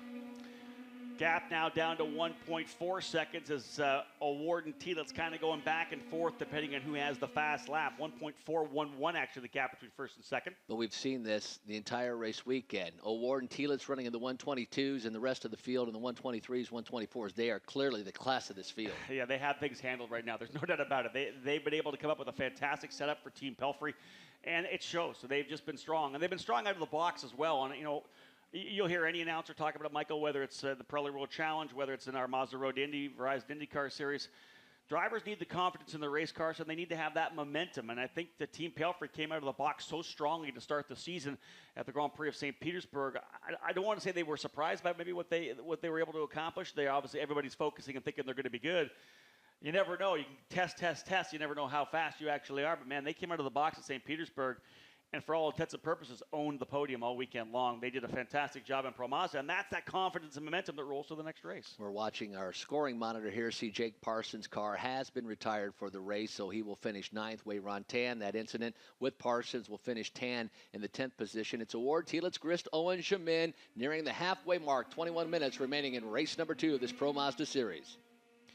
Checking out the lap times as the drivers roll through here. And again, Pato O'Ward goes over 1/10 of a second faster than his teammate Aaron Thielitz, stretching the lead to 1.5 seconds. Good run for these drivers out front. And again, we talk about the sponsorship and the opportunities that are made available the Mazda Road to Indy. It's just so important for these guys to be able to get this opportunity to continue to work their way up the ranks. Nico Jamin winning USF 2000 last year. He gets a chance now to run with a scholarship to run in Pro Mazda. And the champion here, Santi Urrutia from last year, obviously running in the Indy Lights Series. So the championship is so crucial, and we talk about it, Michael, that they don't usually discuss championship early in the season. Nobody says, I'm in a great mood for the championship, wherever they may be, and I'm going race by race. I just want race wins. except for Parker over here talking about points. That's actually the way to think about it, because it's the end of the season when they start going, oh man, maybe I should have tried that move back at Barber Motorsports Park. Maybe I should have taken the 4th place there, because I'd be in a hunt for the championship right now. When you are in a championship battle, Parker, and the season's over, let's say you finish runner-up or 3rd, you look back on your season, and can you look at a race and say, man, right there is where the whole thing, that's what cost me the championship? Is it that blatantly obvious that you can remember those moments like they were yesterday? 100%. And I mean, coming into 2016, I had a lot of karting background. I won a lot of championships in karting. I haven't had a lot of car background, but really a championship is a championship. You look at your battles and you look at your war. You want to win the war. And if that means giving up on a battle, that means giving up on a battle. And I think, a race is a race. Just because a race is at the end of the championship, it's the same as a race at the beginning of the championship.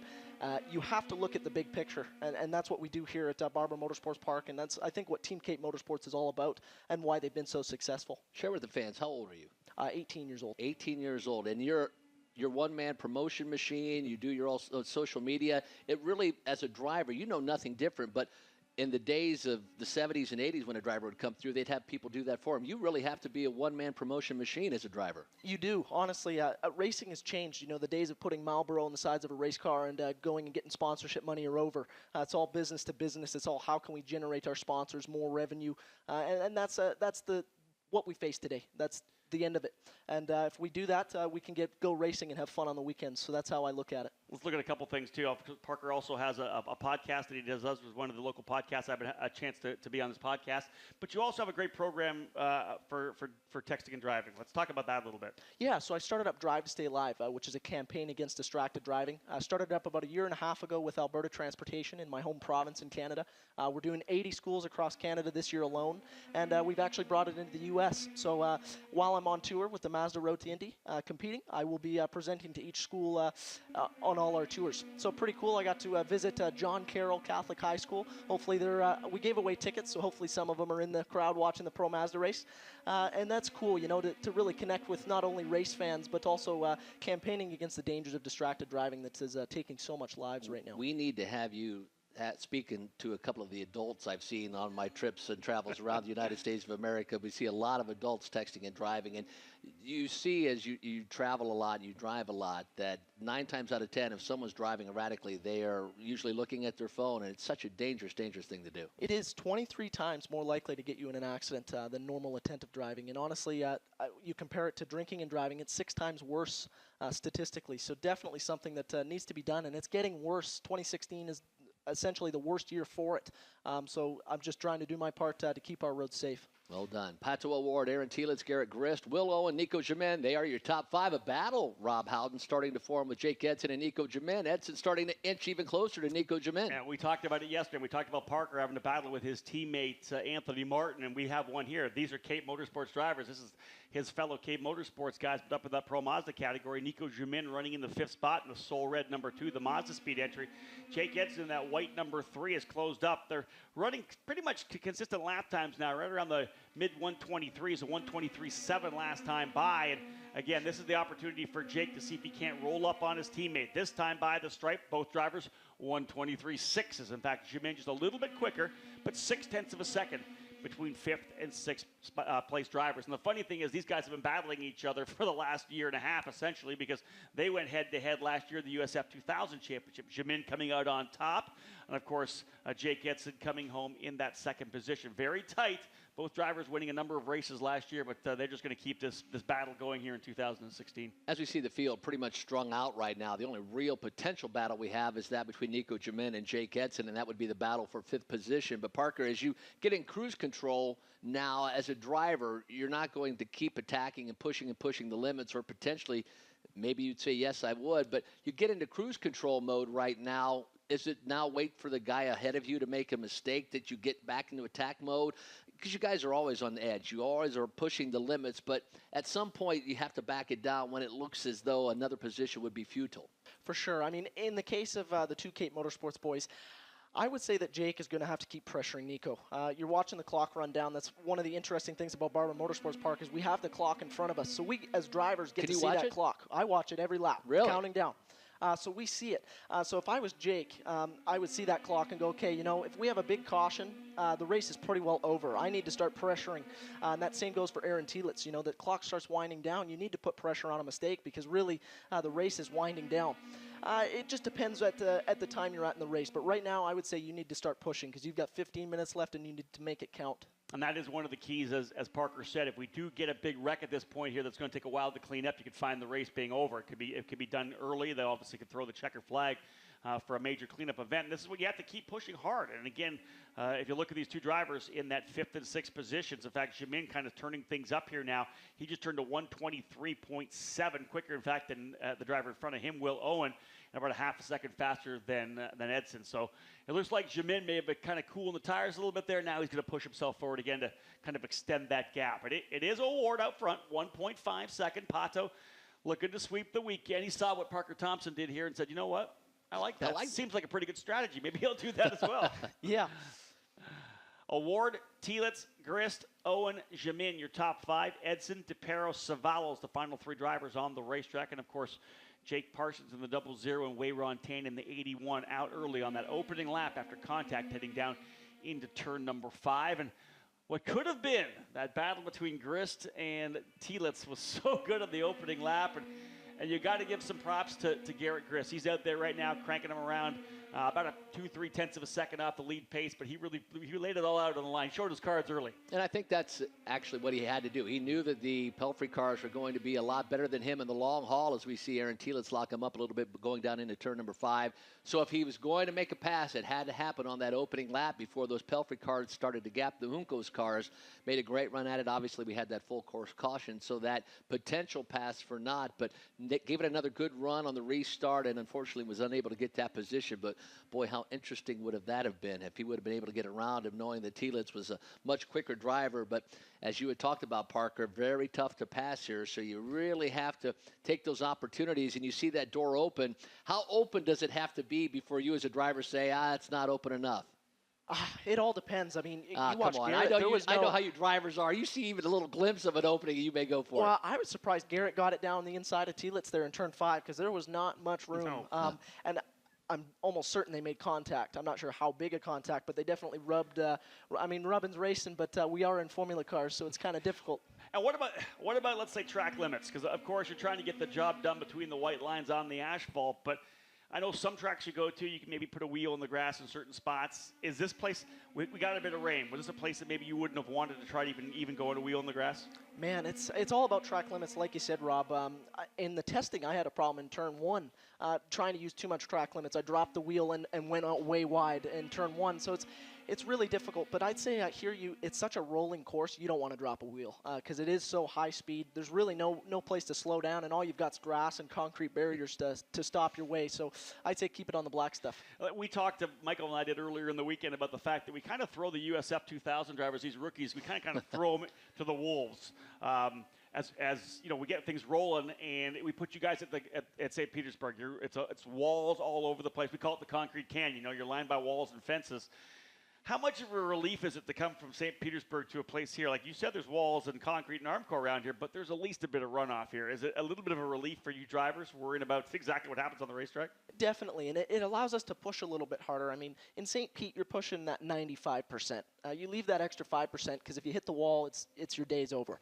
So here you can push that 105%. You can get more out of the car than you could at St. Pete, and there's just that more room for drivers to get creative.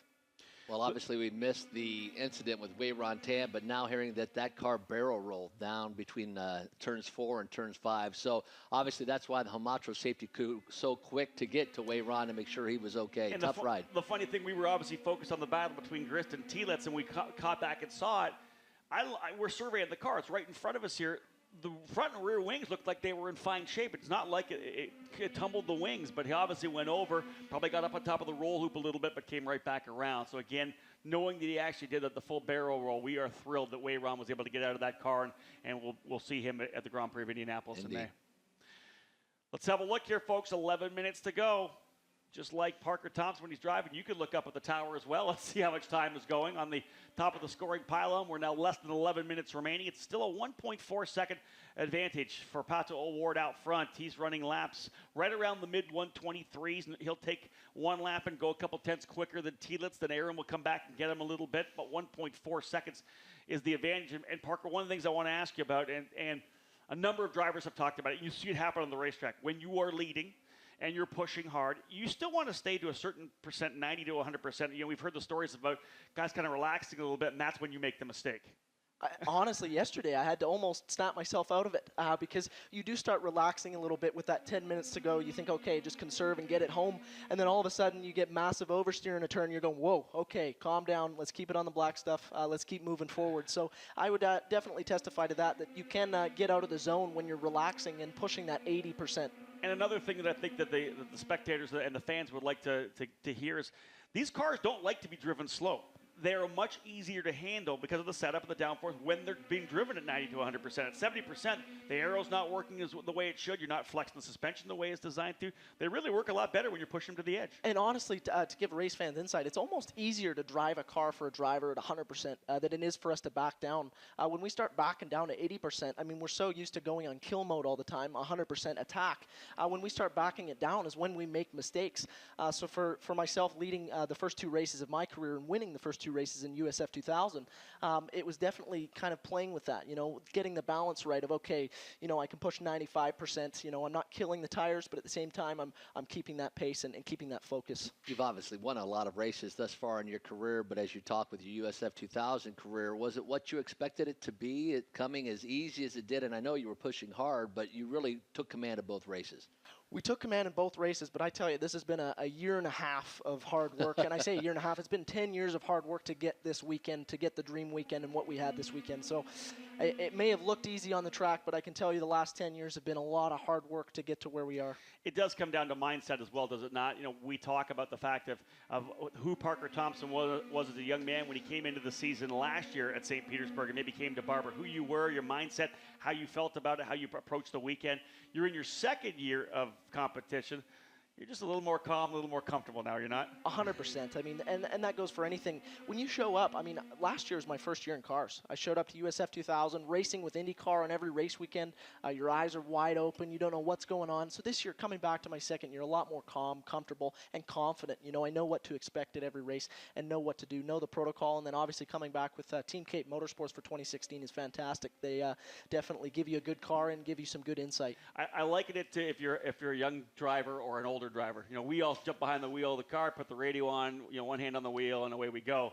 Remember back when you were 16 years of age and you had your first license, your learner's permit, whatever it may be, and that first time, there's so much stuff happening in the car that once you get more comfortable, everything slows down. 100%. And that's actually stuff I say in the campaign while I'm on tour with Drive to Stay Alive is, when you're 16, it's difficult. Everything's so new when you're driving. But once you get a couple years under your belt, it definitely gets more comfortable. And that's when people start to distracted drive. True. See, I'll date myself. See, I had problems getting the 8-track to play right. So that was my distracted driving when I first started, is keeping that 8-track player working. Rocking that 3-dog night. Yeah, 3-dog night. That's brilliant. That is brilliant. Parker has no idea what we're talking about. No. Honestly, no idea. Out of the conversation. Yeah, okay. This is what used to be your iPod, your MP3 player. We used to play big old tapes that you'd stick in a tape player, and then it's the long story. I'll explain to you after the race. That sounds rough. Glazed look over his face. How did you guys get through it? Hey, old guy, how did you make it through? Too good.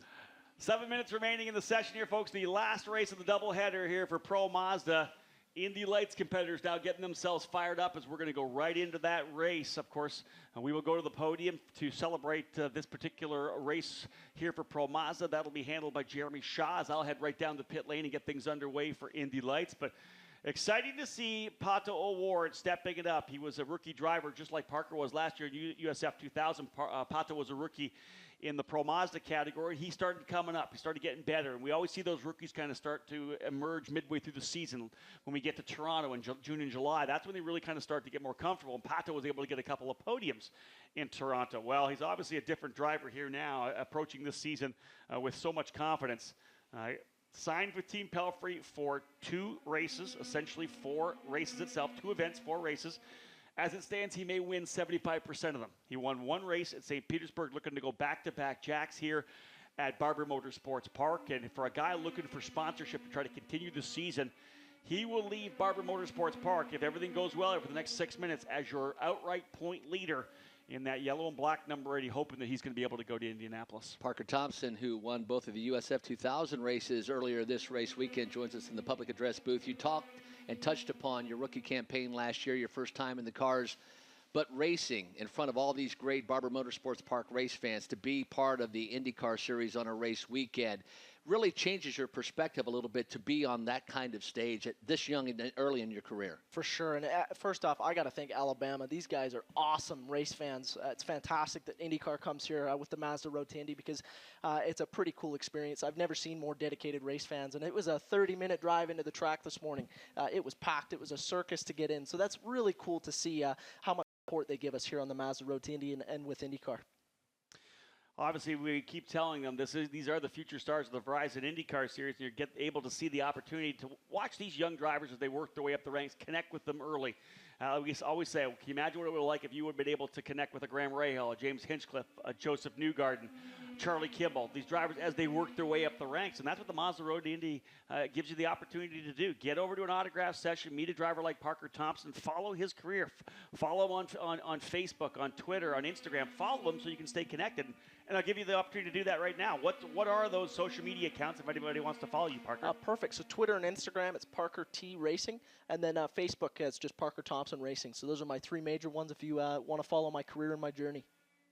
Always good to do. I know I follow you as well, and all the other drivers on the Mazda Road to Indy. Just a great opportunity to see what these young drivers go through, and of course, get connected with them as they work their way up this entire ladder system. It's essentially 2 years in every rung. If you could do it right, your rookie year, then your championship-winning year, and then you work your way up the ranks. And again, we always go back to Spencer Pickett, because here's a driver who came through with the Skip Barber Scholarship Program, won a scholarship from Mazda, and he won scholarships all the way up the ranks, able to work his way, of course, into the Verizon IndyCar Series. One race already under his belt, Michael, the Grand Prix of St. Petersburg, but it's going to be a big month of May for Spencer Piggott, the Florida native who now lives in Indianapolis. 2 races at the Indianapolis Motor Speedway. Indeed, driving for Rahal Letterman Lanigan Racing, and I know Spencer spent a lot of time with the race team, not only in Phoenix, but Long Beach and here in Barber Motorsports Park this race weekend, just learning, being up on the box and listening to how the engineer speaks with Graham Rahal and the communication there. And obviously, Spencer, not a novice at it, but it's a whole different level at the Verizon IndyCar Series level. And for him, every little bit of learning that he can do before he gets thrown into the deep end of the pool the month of May, the better off. I think he'll be a heck of a talent. Great to see him, a graduate of this Mazda Road to Indy program, and certainly another testament that this program is working to develop young talent. He came out of karting, did USF 2000, did Pro Mazda, did Indy Lights, winning races all along the way, and of course that big championship that he was able to score in Pro Mazda, and then of course the championship at Indy Lights, a rookie season in Indy Lights as well. He only came in as a rookie and won the championship with Uncos Racing, who was there for their first year as well. So great championship. It was what a battle it was, all the way through to the finale at Mazda Raceway Laguna Seca. That's where we'll do it again this year. Parker Thompson hopes he's in the hunt for the championship. I believe that's the second week of September. That gorgeous racetrack in Monterey, California. I like that track a lot. Oh, I love it. You know, it's probably my second favorite track compared to Barber Motorsports Park, so we'll see. It's similar, isn't it? It's. I don't want to say that obviously that there's not the trees that we have and the grass and the whole deal, but the track is very undulating. A lot of elevation changes, similar to the facility here. For sure, and you've got that famous waterfall turn, obviously the corkscrew. Oh yeah. So that's pretty unbelievable that we get to take our Mazda race cars over that. Sure beats the concrete jungle of St. Petersburg, doesn't it? A little bit. But you know what? I love St. Petersburg. Honestly, I would have to say St. Pete is probably one of my favorite races on the calendar. My results don't show for it, but you know what? It is an unbelievable race, and it's cool. You know, it's the first race of the season. Right. There's not a more exciting race than St. Pete to get things back going. But for the fans who are used to watching this great motorsport facility here, when you're on a street course, you're not only dealing with potholes and manhole covers, but you've got concrete walls that limit your ability to have minute mistakes. And if you have one of those, like you said, your day could be over. Exactly. It's very difficult to pilot around a St. Petersburg street course. Time is winding down. Less than a minute and a half remaining for Pato O'Ward. He's been able to maintain that 1.4 second advantage over his teammate Aaron Telitz. Again, running right there, mid-123s. Last time by a 1 minute, 23.44 second lap. His teammate Thielitz right there as well, 123.54. Grist a 124.2. Again, they've been about a half a second off the pace when we got into the race, every one of the races here this weekend. And at this point, Award leads Thielitz, Grist, second and third. That will be your podium. Owen in fourth, Jamin fifth, Edson sixth, DePero seventh, and Savalos now eighth. 45 seconds left to go. I expect we're going to see the white flag flying, and indeed we have it. White flag being shown here at start-finish. Tom Hansing, I believe, down there in the tower right now, giving that white flag to Pato O'Ward. And, you know, Parker, I'll give you one quick call. Obviously, a dream weekend for you, a dream weekend for Pato O'Ward. What is he thinking right now? What were you thinking on your final lap? Just get around it. Make sure we get around the final marks. lap. Yep. Hopefully the car doesn't break down, but Team Cape Motorsports and my Mazda engine was fantastic all weekend. Is it a nerve-wracking lap for you? Do you start feeling vibrations that you hadn't felt before? A little bit, almost. I mean, your senses definitely tune in on the final lap to make sure everything's running perfect. Is there any part of a lap where you can start celebrating? Is it not until you come down and buzz the wall? I learned that. I didn't learn it the hard way, but I've seen people learn it the hard way, so I don't put my hands up until you're, you know you can coast to the line in the lead. There it is, folks. Pato O'Ward working his way down through the back part of the racetrack here now. He's looking to go back-to-back, and again, we've seen it happen before. You never know when a mechanical could come onto a race car, and ideally he'll be able to bring it home here. It's, again, a Team Pelfrey 1-2 as they rocket down the back straightaway, and they are looking very good out front. 1.5 was the gap last time by, and Grist trying to just maintain his position. He's got a 3.5-second lead over Owen. Nico Jamin actually continued to close on Will Owen there, 1.4 seconds back right now, but in the end, it is going to be a dominant weekend for the young Mexican pilot, Pato O'Ward. Double checker flag here at start-finish. The winner in Pro Mazda, back-to-back jacks for Pato O'Ward. He will take the point lead out of Birmingham, Alabama, as Aaron Thielitz grabs second. He'll jump to P2 in the points. It'll be Garrett Grist with a solid finish. Back-to-back third-place finishes for Garrett Grist. Important for him to recover from what was not a great weekend at St. Petersburg. And he'll look to go to the month of May and be strong. Grist very quick on that 5/8 of a mile Lucas Oil Raceway as well for the Carb Day Classic. We expect him to challenge there. But here's a good look, folks, as they work their way down into turn number 5. The teammates side by side, congratulating each other off a fantastic weekend. Thielitz ends up second, but the winner today, a fantastic job for Pato O'Ward. Yeah, indeed. And our top three finishers and identical top three finishes in both races. Congratulations to Garrett Grist, Aaron Thielitz, Pato O'Ward. Very happy that Wayron Tan got out of that Team Pelfrey machine okay. That was a tough incident for him. Most definitely. And we'll look forward to seeing him down the road. And Parker, it's been a pleasure spending time with you. Our back-to-back winner in the USF 2000 Series, Parker Thompson, joined us in the public address booth. Our best to you and the rest of the season. Oh, thank you very much, and thank you for having me on the show. Parker, well done. There it is, folks, your results on the big screen. Pato O'Ward the victor, Aaron Thielitz in second, Garrett Grist third. Will Owen ends up in the fourth spot, Nico Jamin fifth, a top 5 finish for the reigning USF 2000 champion and Mazda Speed Scholarship winner. Jake Edson sits in the sixth spot, Nicholas DePero seventh, Jorge Savalos in eighth and ninth and 10th, the two drivers involved in the incident, Jake Parsons and Wayron Tan. And again, Wayron, we're happy to see him jump out of that car after barrel rolling, but this was all about Pato O'Ward, ladies and gentlemen. He was the winner today. And again, we have our Jeremy Shaw down in Victory Lane. He will take care of things down there as I work my way down to pit lane because it's time to go racing Indy Light style. Indeed, I have to get up on the roof.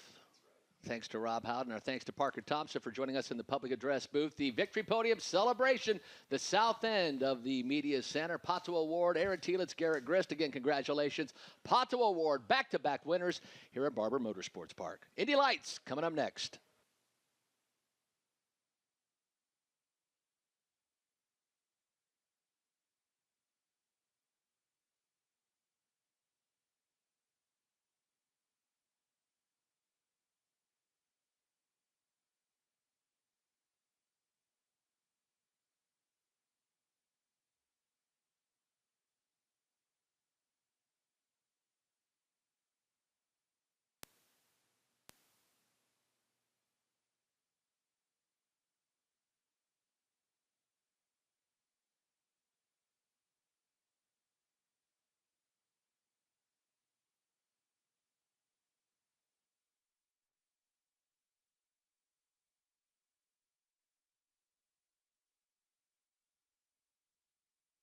Come into Steak and Shake for hand-dipped milkshakes.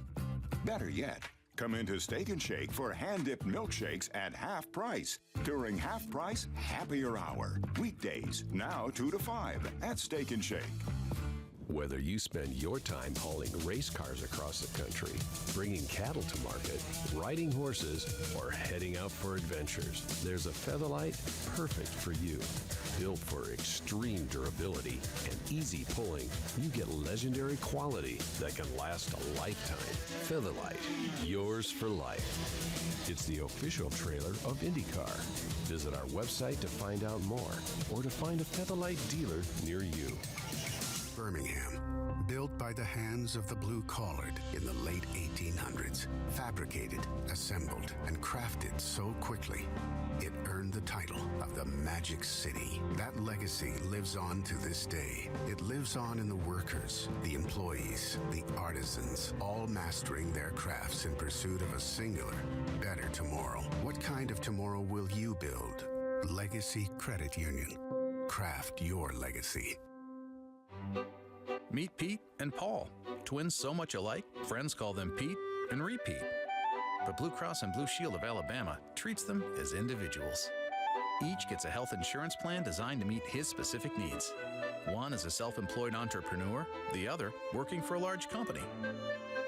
After all, no two customers are alike, especially in Alabama.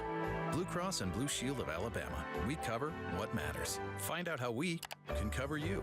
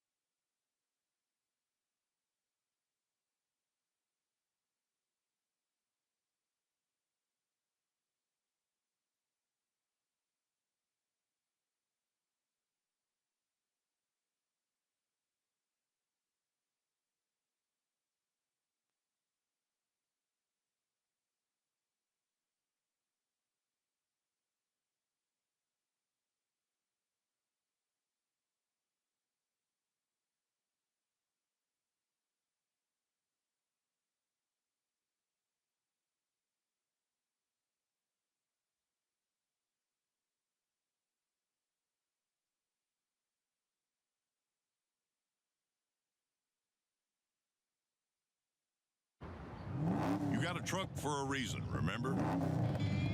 So get some Firestone tires and go do truck stuff. Saw this in a movie stuff. Get off the internet stuff. Donde estoy stuff. Firestone Destination LE2. Built with patented treads for maximum wet traction and 60,000 miles of truck stuff. Whatever you drive, drive a Firestone.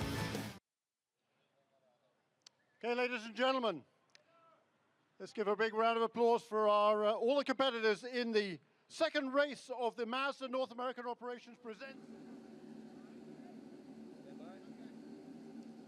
Ladies and gentlemen, welcome back to more racing here at Barber Motorsports Park. My name is Rob Howden with the Road to Indy.tv, and we're thrilled to have people that are here at the racetrack enjoying this beautiful Alabama weather, and of course all of you who are watching live on our Motorsports app, or of course any one of the channels where you can pick up the Road to Indy.tv program. We just had a fantastic race in the Pro Mazda category. Pato O'Ward going back-to-back race wins here at Barber Motorsports Park. He'll take the point lead, hoping to find the funding to be able to get to the Grand Prix of Indianapolis in the entire month of May. On track behind me right now on the pit lane here, the Indy Lights drivers. They're getting set to go for the Legacy 100, the back end of their doubleheader here in Birmingham. Big victory, of course, for Ed Jones yesterday. Can he do it again here today? We're going to find out. 16 drivers will be on the grid, and 15 of those drivers are going to try to make sure Ed Jones does not step on top of the podium again here today. Just about 5 minutes away from the call to fire, folks. Stick with us. Lots more to come. The driver introductions for this Indy Lights Legacy 100.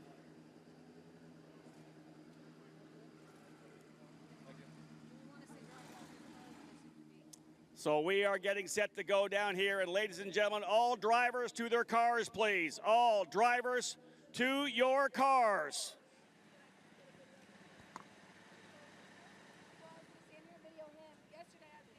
"16 competitors down here getting set to go as we get ready to roll. What a gorgeous day it is here at Barber Motorsports Park, and those of you who have worked your way in here and came through the lines to get in and find yourself a great spot in some shade under the trees, whether you're enjoying yourself over in the turn number 1, 2, 3 complex, a fantastic area to watch from. Anywhere around the racetrack here, we want to thank you for being here, and of course, coming early enough to see some fantastic Mazda Road to Indy racing. We had a solid race there for Pato Award in the Pro Mazda category. We expect to see a good one here for Indy Lights. Those of you watching live on Road to Indy TV, we do want to tell you and everyone around the racetrack here that we're really thrilled that the Road to Indy program actually has a brand new channel available on Apple TV, Amazon Fire, and Roku as well. So we have our own dedicated Motorsports Road to Indy channel on those 3 outlets. So awesome opportunity to be able to watch live coverage and, of course, our archived coverage as well. Getting close to getting things underway, I have Joe McGee here, the president of Legacy Credit Union. He's going to give me the call to fire here about 3 minutes time. So let's have a look at the grid here right now. On row number 8, starting in the 16th position, it will be the number 77 of Scott Anderson, the driver out of Fort Collins, Colorado, in the Schmidt-Peterson Motorsports entry. He's going to start 16th alongside Zach Clayman DeMello, the young Canadian rookie who has looked so good here at Barber Motorsports Park. Watch for him to work his way forward quickly, starting in that black number 13 for Uncos Racing. Row number 7 will see the former race winner, a victor at St. Petersburg. Felix Sorrells was able to fight his way to the podium yesterday in the Carlin Racing Blue number 4. He's going to start 14th outside of row 7 as we have some very quick drivers coming from deep in the field here today. Alongside Sorrells on row number 7, starting in the 13th spot, will be the number 17 of Andre Negrão. Negrão, the Brazilian rookie, starting in the 13th position. Moving now up to row number 6, starting on the outside, the driver out of Los Gatos, California, rookie in the series. It will be Neil Alberico for Carlin Racing in the number 22, starting 12th, alongside the driver out of Bogota, Colombia, who now lives in Indianapolis, Indiana, Juan Pedrejita in the number 2 for Team Pelfrey Indy Lights. You're able to see those cars, the bright yellow number 2 and number 3. Moving to row number 5, starting on the outside, a driver who also had a fantastic start yesterday, was able to work his way onto the podium for Belardi Auto Racing. It's the number 5 of Zach Veach, starting in the 10th position. And another one of those striking yellow Team Pelfrey cars on the inside, Scott Hargrove, the Canadian out of British Columbia, Canada. He will start in the 9th position in the number 3. Moving now to row number 4, positions 7 and 8. On the outside, the young Canadian driver, Dalton Kellett out of Toronto, Ontario, Canada, the rookie for Andretti Autosport. He's worked his way through the entire Mazda Road to Indy, USF 2000 Pro Mazda, and now in his freshman season here of Indy Lights, driving the number 28. Inside of row number 4, the driver who scored his first Indy Lights victory just a couple of weeks ago at Phoenix International Raceway on that quick oval. It's Kyle Kaiser out of Santa Clara, California in the Juncos Racing, number 18, Kaiser starting P7. Over to row number 3 now, the driver who won early. He was able to get out of the box with a victory at St. Petersburg back in mid-March. He's also the reigning European F3 champion for Belardi Auto Racing. Felix Rosenquist in the number 14, going to start in the 6th position, and he will launch alongside Shelby Blackstock, another driver who's worked his way through the ranks all the way up here to Indy Lights, the driver out of Nashville, Tennessee, now living in Charlotte, North Carolina. The number 51 of Blackstock for Andretti Autosport, starting P5. Up now into row number 2, starting on the outside, a winner last year in his rookie campaign, running for Schmidt-Peterson Motorsports in the Lucas Oil number 7, R.C. Enerson out of Newport Richey, Florida, starting in the 4th position outside.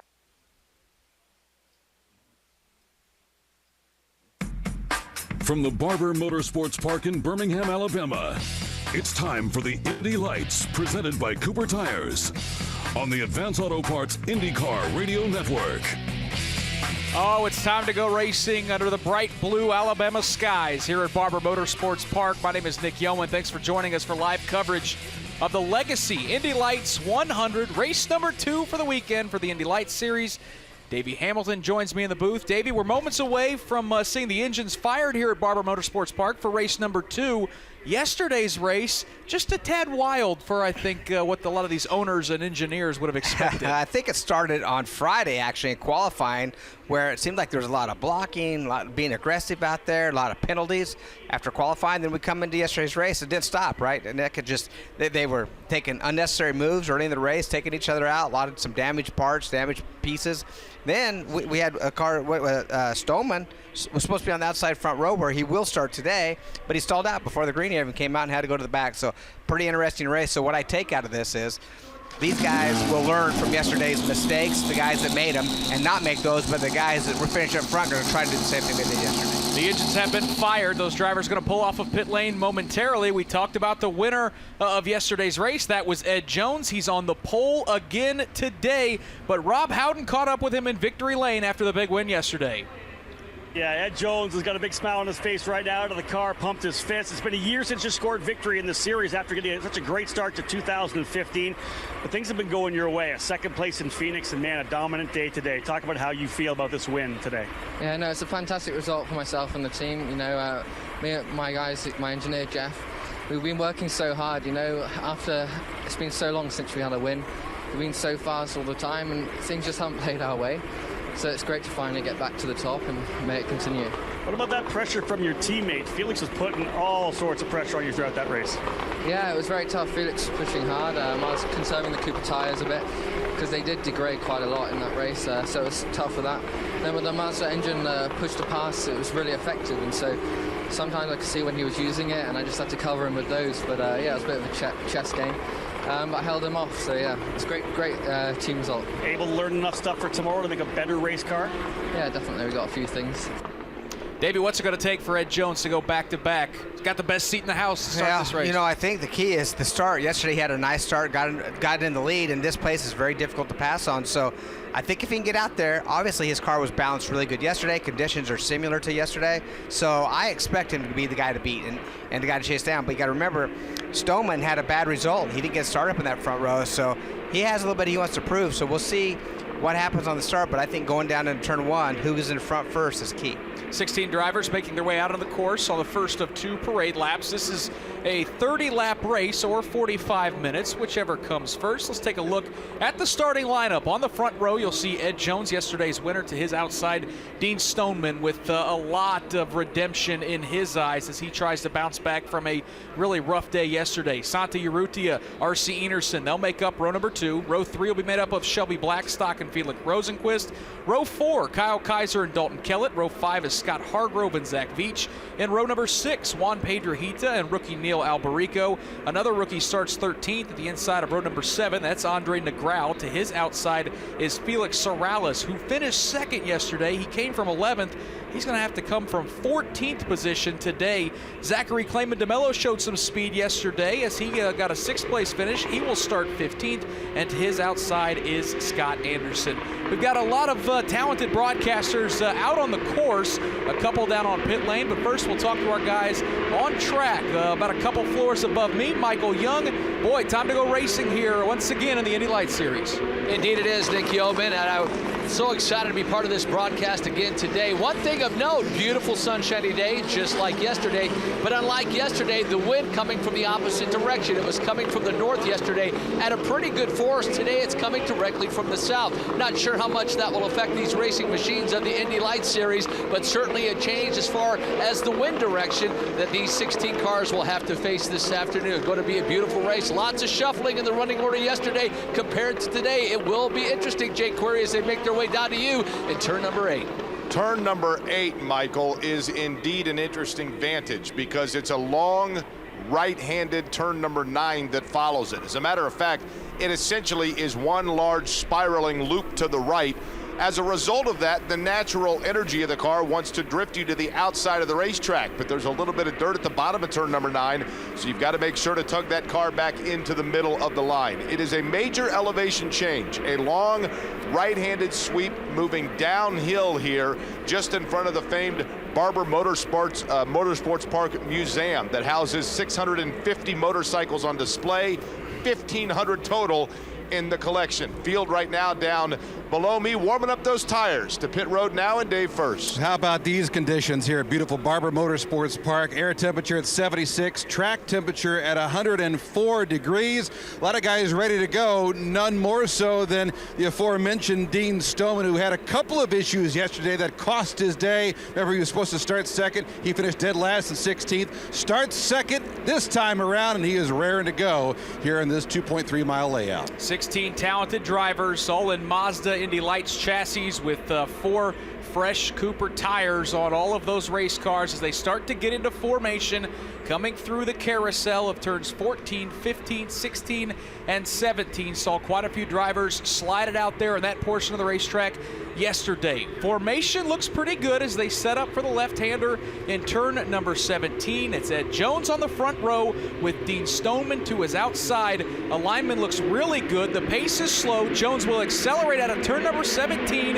Green flag is in the air, and we will go racing here at Barber Motorsports Park. Front 2 get away quickly. Stoneman to the outside, Jones to the inside. Jones will duck in and take the lead as they set up for the Alabama roller coaster. Stoneman will slide in behind him. Running third is Santiago Urrutia and Michael Young as they make their way out of turn number 4. A clean start for these 16 drivers. The best place to pass down in Charlotte's Web, turn number 5, completely different day for Dean Stoneman. Actually taking a look to the outside of Ed Jones, makes contact with that rear wing. Jones able to gap now, 1 car length advantage over second place Stoneman. Then it's the machine of Santi Urrutia. He is P3 field, cleanly through turn number 7. A lot of attrition yesterday at this point in the race, but so far so good. Jones at the bottom of turn number 9 has that 27 machine of Stoneman peaking everywhere he wants to go. Single file now in the back of the field, except for Felix Sorales that gets around Clayman DeMello. Yeah, Sorales kicked up a ton of dirt as he came down the hill there in turn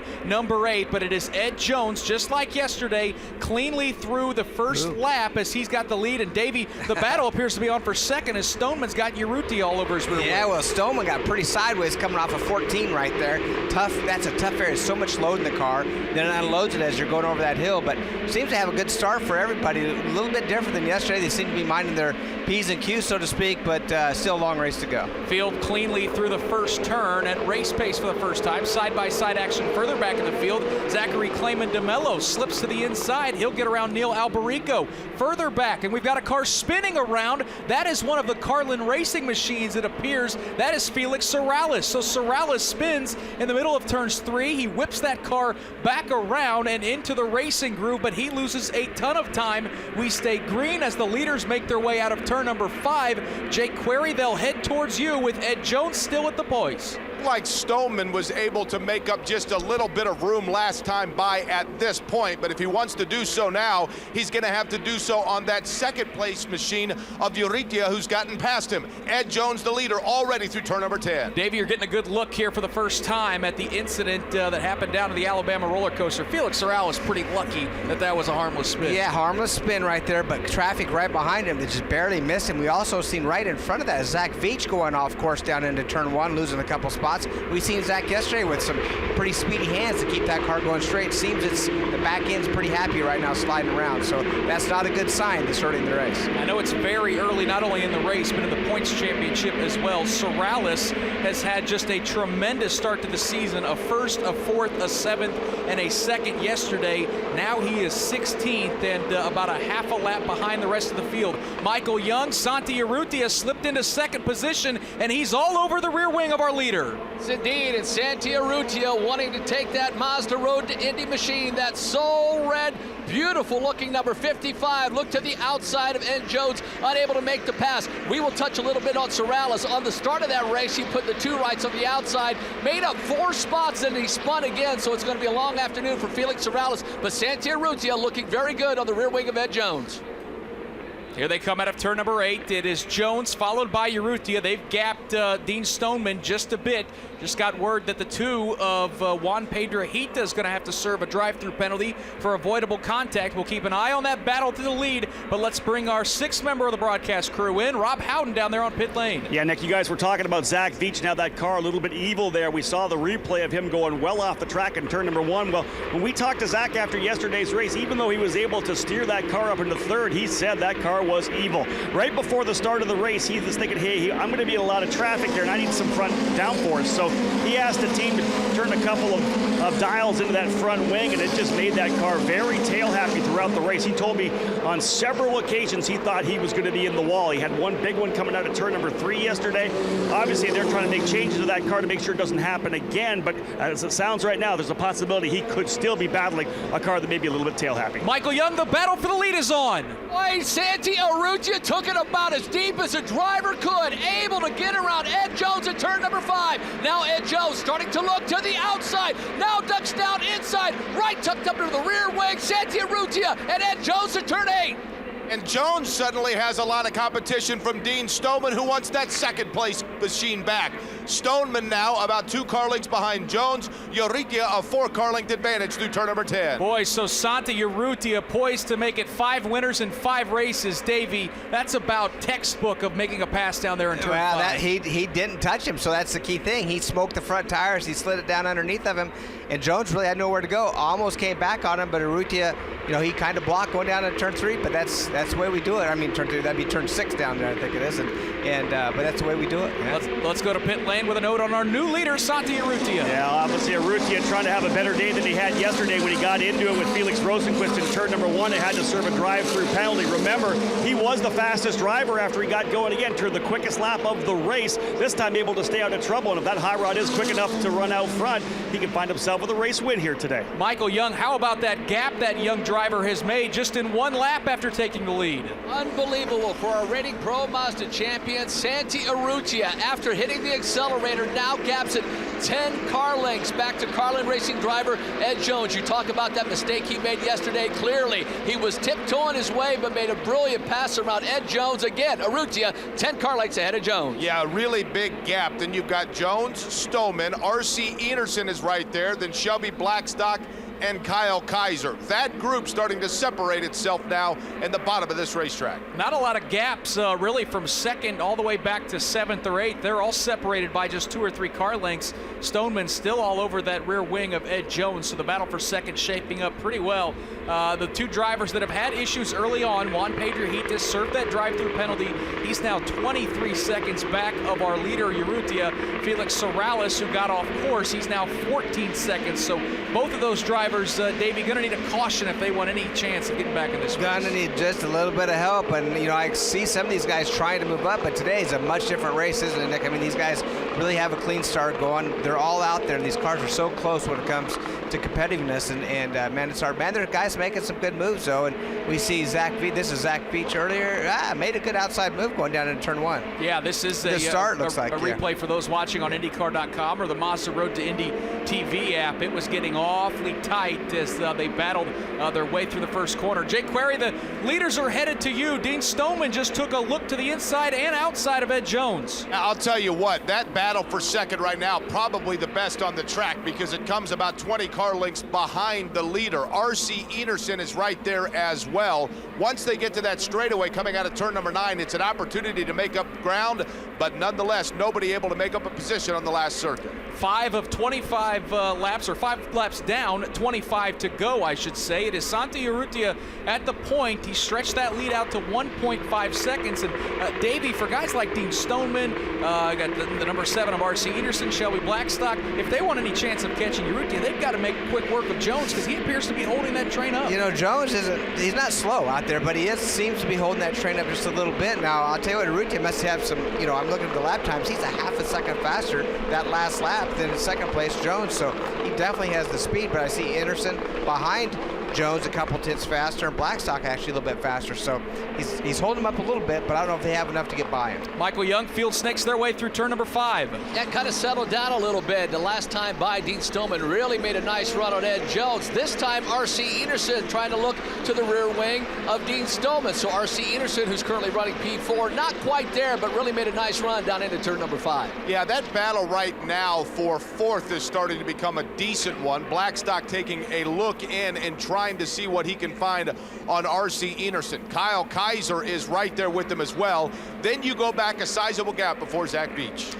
Davey, Jake brings up the drivers running 4th and 5th. That's R.C. Enerson and Shelby Blackstock. We watched those two battle it out really the entire course of the race yesterday. Entire race yesterday, and we keep saying, giving hats off to Blackstock just from the how much he's advanced, from last year to this year, and how much more comfortable he is in these cars with the team. And we see a nice little pass right there. It looks like the number 13.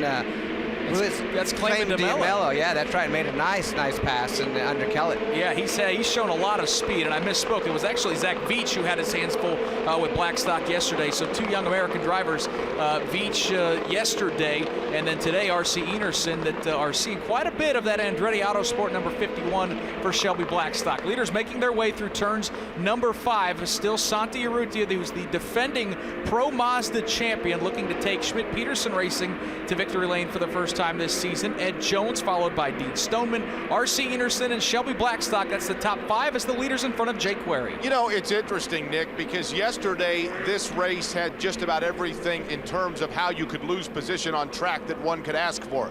You had drivers getting penalized, drivers making mistakes, drivers getting hit by somebody being too aggressive, attrition itself and penalty. This race today, Nick, now granted, there's a long way to go, but so far seems as though everybody's mind their P's and Q's a little bit more than we saw in the aggression yesterday. Davey, that gap for Santi Urrutia, 2.1 seconds, lap after lap. He continues to stretch it out. He just keeps making right now he had fastest lap of the race again, so he's going a 10th to 3/10 quicker than anybody on the racetrack right now, so he's going to continue stretching the lead out. Now, one thing he wants to be careful of, obviously, when you're out front like that, Nick, you know your car's great, he's probably not using the tires up, but he does have to be cautious of that, just in case that he's going too hard. A yellow flag may come out, and then he doesn't have the grip that he needs.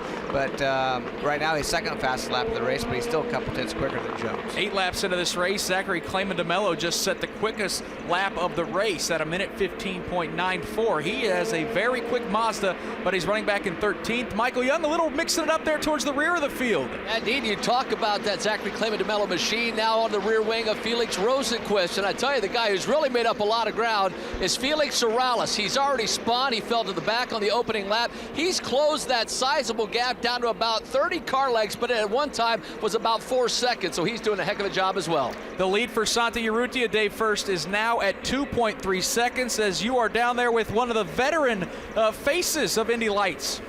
No one is more interested to see Santi Urrutia do what he's doing right now than Dave Vergara, of course, the team manager for Schmidt-Peterson Motorsports. And as a reigning Pro Mazda champion, we kind of expected Santi to take off. Now, apparently, he has here at Barber Motorsports Park. Yeah, he's been quick all the time in the car. At times, we just haven't put things together.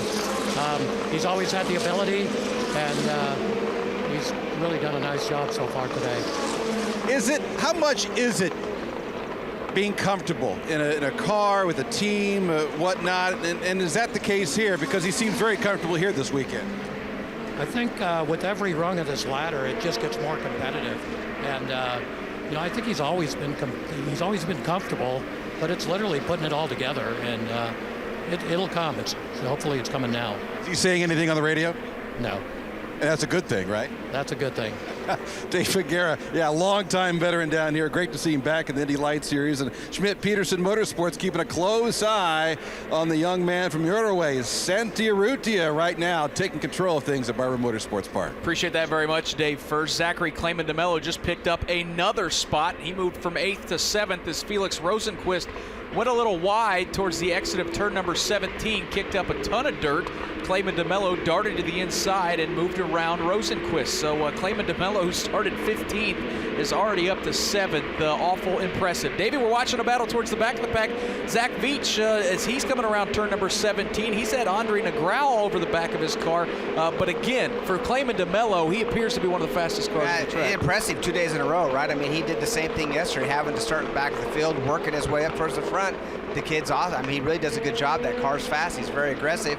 I mean, he's not really getting the results that he should be getting, because I look on the board, he just had the fastest lap of the race right there as well by passing the guys. So, and then Urrutia has the second fastest lap. So, that's key in how fast these guys go. And Clayman DeMello, he's after Kaiser right now. Well, Santi Urrutia has stretched that lead out to 2.2 seconds over Ed Jones Dean Stoneman runs third. We actually had a chance to sit down with Dean Stoneman a little bit earlier in the weekend as he guided us around a lap, a very fast lap around this 17-turn course here at Barber Motorsports Park. It is a handful, and we let Dean Stoneman take over and describe a lap here at Barber Motorsports Park.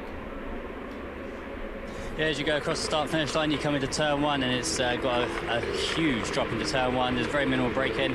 Just clip the apex on the inside, and you run it very wide to the exit curb. There's a little bit of grass, which you try and cut as much as you can, but then turn two, it's a tend to understeer corner, but you push the entry, and then you just wait for the car to rotate to get on the power, and the climb going up turn 3, 4, and you've got a long straight going into turn 5, which is over the crest braking, which is very difficult because you're braking downhill and you're trying to get the car turned at the same time. So you slow the car, get the car rotated, get a good exit. It's very bumpy on exit of turn 5. It's very easy to hit the rev limiter, so you have to short shift just to miss the bump. And then you've got 8, 9, which is very tricky complex. You've got the curb on the inside, you've got the curb on the left side, and you want to try and rotate the car as it's a real steep downhill section. So on the exit of 9, it's all about getting a good exit through 10, 11. It's very tricky because the car's moving around on the rear, and then you've got turn 12, which is a down the left hill, and you've got a steep climb up through 13 over the crest, and the car gets very light over the top of the hill, and it wants to move around quite a lot on the exit, which is very tricky as you're dropping off over the crest. It's grass on the outside, and then you go to turn 14, 15, which is a fast right-hander, into a double right, turn 16, and then you got 17, which is a long left-hand corner, which you tend to understeer, but it's all about a good exit onto the start-finish line. Davey, Dean Stoneman talked about when you come over the crest, I mean, how the car gets light. How easy is it to maintain control of these race cars when the loads and the weight shifting all around throughout a lap here at Barber? You know, that's one of the interesting things about this facility with the elevation changes and the rapid changes of elevation and turning right to left. It's pretty hard. Matter of fact, this morning, Jill DeFerrin, we were driving the two-seater around. He hasn't been on light, so the back end was to swing around, and man, you're going over those at very high speed. So it's definitely a challenge.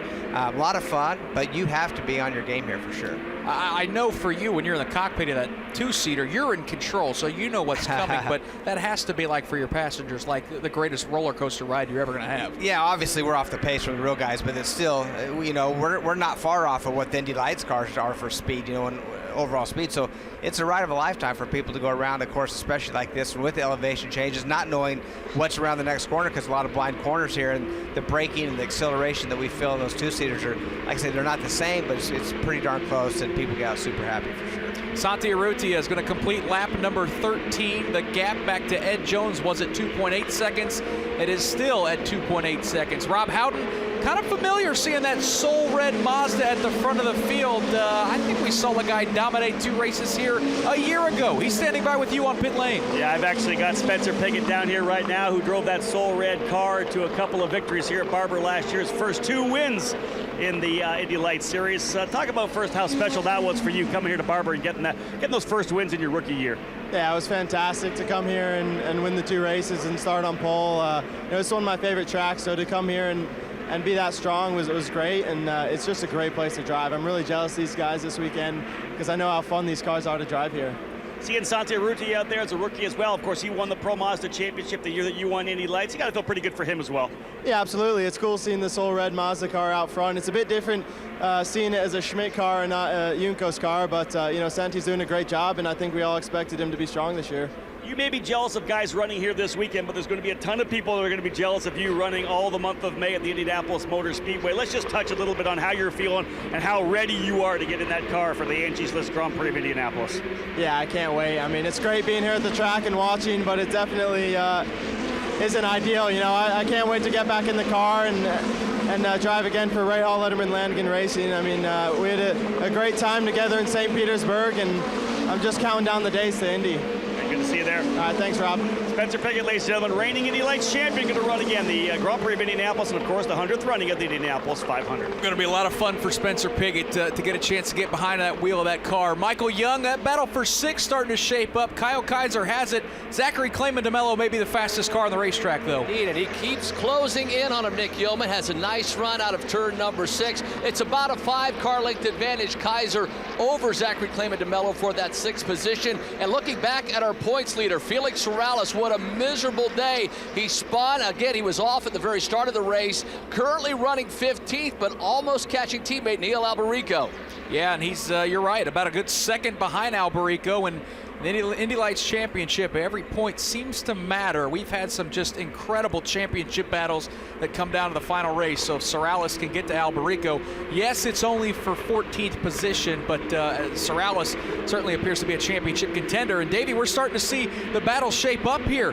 Zachary Clayman DeMello just made wheel-to-wheel contact with Kyle Kaiser at the exit of turn 17. That gap is back to about 2 car lengths as they set up for the Alabama roller coaster. Getting a little bit aggressive right now. It's halfway. We're halfway through the race right now, Nick. So these guys are wanting to make something happen, and they're spread out just enough to where it's time to maybe you can take that little bit of risk because it's just you and one other car really trying to fight for it. But you don't want to take yourself out even though it's halfway. Now, this is the point of the race too, is where guys' balance of the car is going to go off. Are the cars understeering? Are they a little bit loose? Are the tires wearing out a little bit more than they want to? Who knows? But this is the chance for the guys who have the good cars to go forward. Jake Query, Zachary Clayman DeMello just hounding Kyle Kaiser through 8.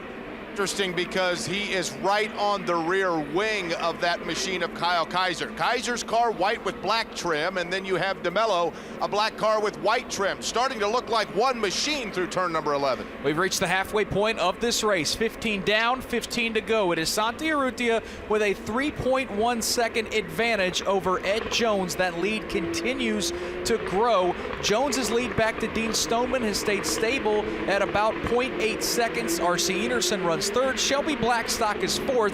We've been telling you about this battle for 6th and 7th for Kyle Kaiser and Zachary Clayman DeMello. They streak across the start-finish line, set up for turn number 1. Kaiser tugs that steering wheel to the inside. Clayman DeMello swings a little wide and kicks up a little dust and a little brake smoke there as he enters turn number 2. On the accelerator, Michael Young, Kyle Kaiser has 6th. Zachary Clayman DeMello about 5 or 6 car lengths behind. Clayman DeMello finishing 5th yesterday, started 15th today, and again, we're battling for 6th with Kyle Kaiser. He looked to the outside last time by, pretty much right tucked up behind the rear wing, albeit about 8 car lengths back. Kyle Kaiser, a nice lap that last time by, pulls away about 9 car lengths into turn 7. And I'll tell you what, Urrutia is really putting this one away. He is already through turn number 11 and 12, and then you wait and wait and wait, and now, just now going into 10, is that battle we've been talking about between Kaiser and Clayman DeMello. Davey, Santi Urrutia poised to be the big winner, but we've seen some movers and some losers here so far in the halfway point of this race. Yeah, Clayman DeMello, I tell you what, he's on it. I mean, he's gained 8 positions today. I think he gained like 9 yesterday, if I recall, or 10.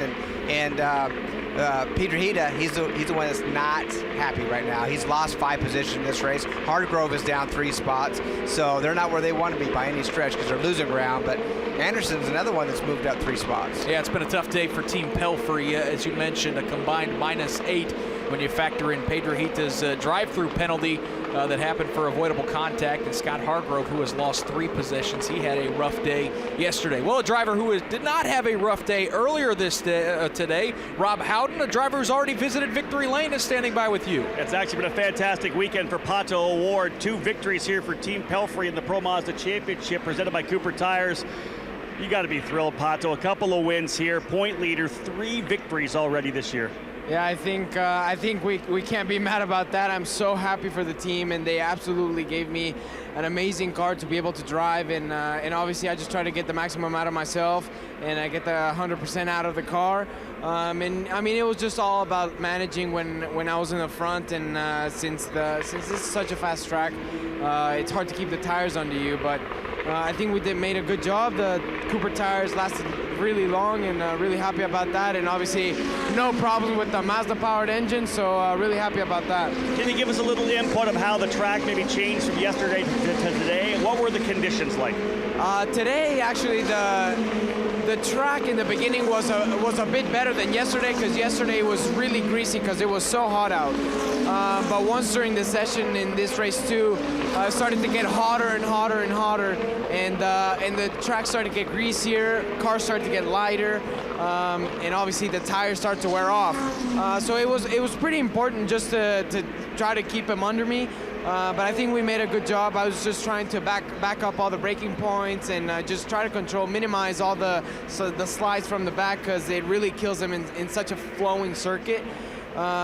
But yeah, I mean, I think we made a really good job about that, and I'm looking forward to trying to find some support for the next upcoming races. Yeah, Pato, I think that's the key we want to wrap up this interview with. Right now, you only had the 2 races signed, St. Petersburg and Barber. You don't have the funding right now to continue to the month of May at Indianapolis, but you are looking for backers, you're looking for partners, and you're the point leader. Someone's got to step up to keep you racing. Yeah, I mean, I really hope that. I can't thank enough Topo Chico and Gap Guard.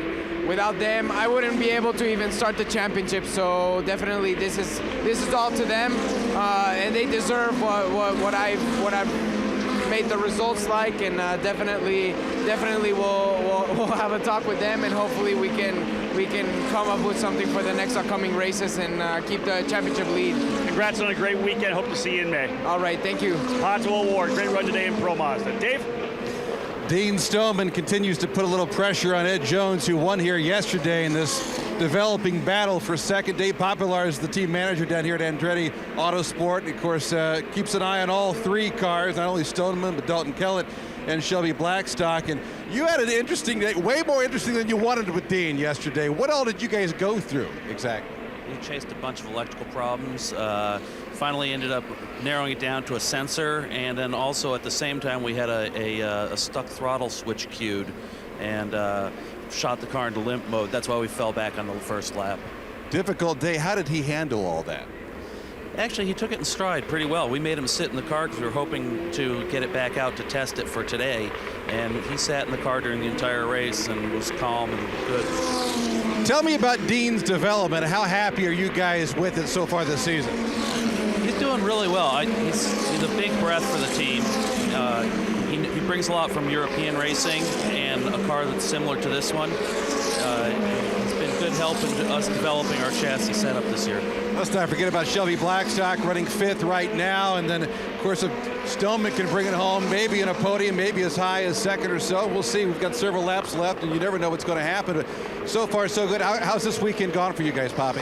It's going really well. I think, in fact, the beginning of the season's gone well. Dalton and Shelby have started working with Darren Manning as a mentor, and he's brought both of them right up into the fight. Good luck the rest of the way. Appreciate the time. Thank you. Dave Popular, team manager down here at Andretti Autosport. That's right, Darren Manning. A lot of you IndyCar fans will remember that name for years. Drove for A.J. Foyt, Chip Ganassi as well, and he's working with both Kellett and Shelby Blackstock. Worked pretty well for Blackstock yesterday. Started 4th, finished 4th yesterday, eyeing a 5th place finish here this afternoon. Dean Stoneman still trying to put that pressure on Ed Jones for 2nd. Yeah, it's a great point, David. It has been a miserable weekend, to say the least, for Andretti Autosport on the Verizon IndyCar Series side, as all 4 of their drivers missed out on even getting out of the first round of qualifying. But Davey, this will be a nice weekend for them if they can put 2 in the top 5 here in Indy Lights. Well, Poppy does a great job down there with Andretti Autosports. He's been there a long time. They have good drivers. This program is actually pretty solid, and I think, I'm not sure what's happened on the Verizon IndyCar side with Andretti bunch. They're just missing something. We know they can be fast. They got Ryan Hunter-Reay, a 500 champion, Verizon IndyCar Series champion, a guy that wins races. We know that they have what it takes there. It's just getting it all put together.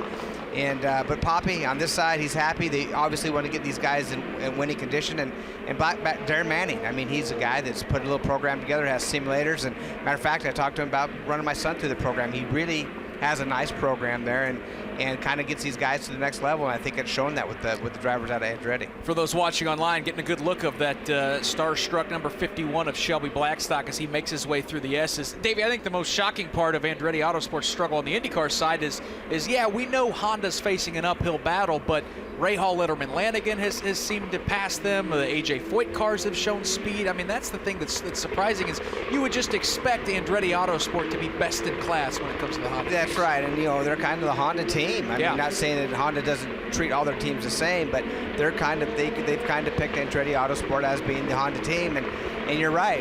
Graham, he still runs up front even in the final warm-up today. It shows pretty good. And then you got Hinchcliffe and Lation. Yeah, they're up there too. So you got most of the Honda cars in front of them. And matter of fact, one of Del Coyne's cars made the final top 12 yesterday. That's right. That was Luca Filippi. So that Honda Chevrolet battle is going to be fun to watch a little bit later today. But it is the Mazda engines of these Indy Lights cars being showcased as of right now. We're on lap 23, just 8 to go here at Barber Motorsports Park. Davey, that lead for Santi Urrutia has grown to 4.7 seconds. I saw just a lap ago, he set his quickest lap. Now, I don't profess to ever be able to get in the mind of a race car driver, but when you've got a 4.7 second lead, there's always the chance a caution could bunch the field back up. If you're the engineer or strategist, you tell him to back it down a little bit. That's the key too, because you just don't know what the tire wear is. But what tells me means he just ran the second fast lap. It must be pretty darn good. That car must have really good balance. He's easy on the tires. Rosenquist was P1 that last lap, and as you said, Urrutia was P2. So he must have the speed still there. But man, he has such a big lead. Just be cautious. There's 7 laps to go this time by, and just don't get too carried away. Rob Howden, we saw a year ago the Pro Mazda champion, Spencer Pickett, who you talked with moments ago, kind of burst on the scene. Santi Urrutia, it's taken a few races, but it appears that young man poised for his first victory in Indy Lights. Well, one of the big things with Santi last year was his consistency in the Pro Mazda Championship. He finished virtually every race in the top 5, was able to score victories as well, and just showed what it took to win a championship. And I know we got 7 laps remaining here, and I don't want to jinx anything, but we talk about the competitive nature of this series. We talk about how equal it is, and we talked yesterday about the fact that we had 4 race winners in the first 4 races of the year. Felix Sorales, Felix Rosenquist, Kyle Kaiser, and Ed Jones all winning in the first 4 races of the year. As we sat and chatted last night at dinner, we talked about who could be the next guy. Could we go 5 winners in 5 races? Who would be the next guy to win? Santi Urrutia was definitely one that a number of people brought up, and we have an opportunity right now to have 5 races and 5 different winners. And his lead has grown now to 5 full seconds over Ed Jones, who may not go to victory lane if things play out the way they are, but still going to be a nice bounce-back weekend. Dean Stoneman runs 3rd, R.C. Enerson is 4th, Shelby Blackstock is 5th. Santi Urrutia sets up for turn number 1, hugs the inside curbing, and then he races through turn number 2, downhill in front of a bunch of fans that have already made their way out to Barber Motorsports Park. Michael Young, Santi Urrutia is going to come into your view. He's got a very fast race car, but we're going to look a little bit further back in the field, 2nd through 7th. I know we haven't seen a lot of side-by-side racing here in the last 10 laps, but everything's still fairly tight.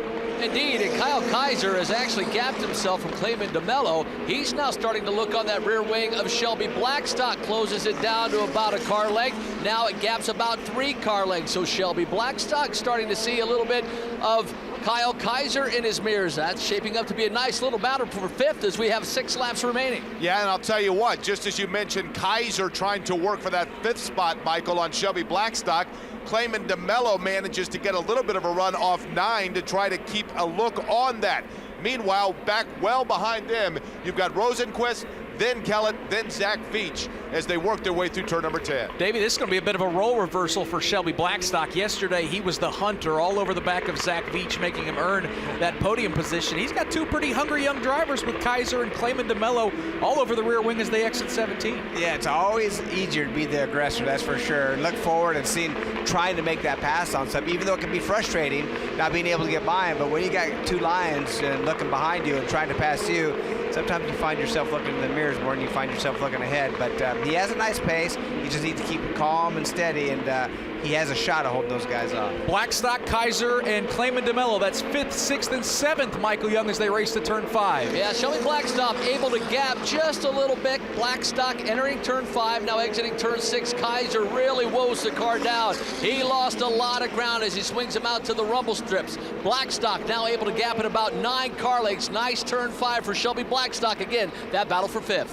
Always know when Shelby Blackstock has family at the racetrack. It's the case here in Alabama. His mother, Reba McIntyre, caused quite a stir on pit road with fans trying to get pictures, watching as she's watching her son, Shelby Blackstock. He works his way now through turn number 12. That, again, is a battle for 5th, 6th, and 7th. Probably the best battle on the racetrack, as those 3 drivers are all separated by about 2 seconds. Out of turn number 17, back up front, Santi Urrutia.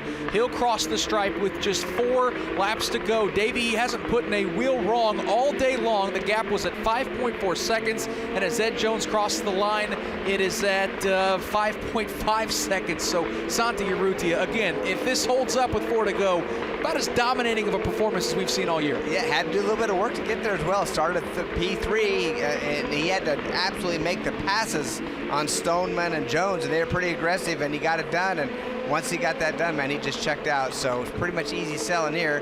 Where we say, you say 4 laps to go, and he's going to make it a big lead and a big win. And how big of a bounce back will it be for him, considering, you remember yesterday when he and Rosenqvist went into turn 1, got to the inside, took Rosenqvist out, and had to serve a penalty. To come back the next day, that's got to say a lot about a young driver. And dominate. And that's, he's probably just, looks at what happened yesterday, knowing that he made a huge mistake. He really didn't have any position at all to get by, and took himself out of contention as well. And Rosenqvist took him out of the race and got a penalty and all this stuff. So he said, you know what?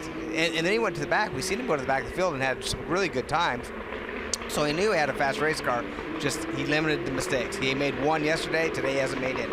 About 3.5 laps to go. How about a full field rundown? Santi Urrutia at the top of the charts.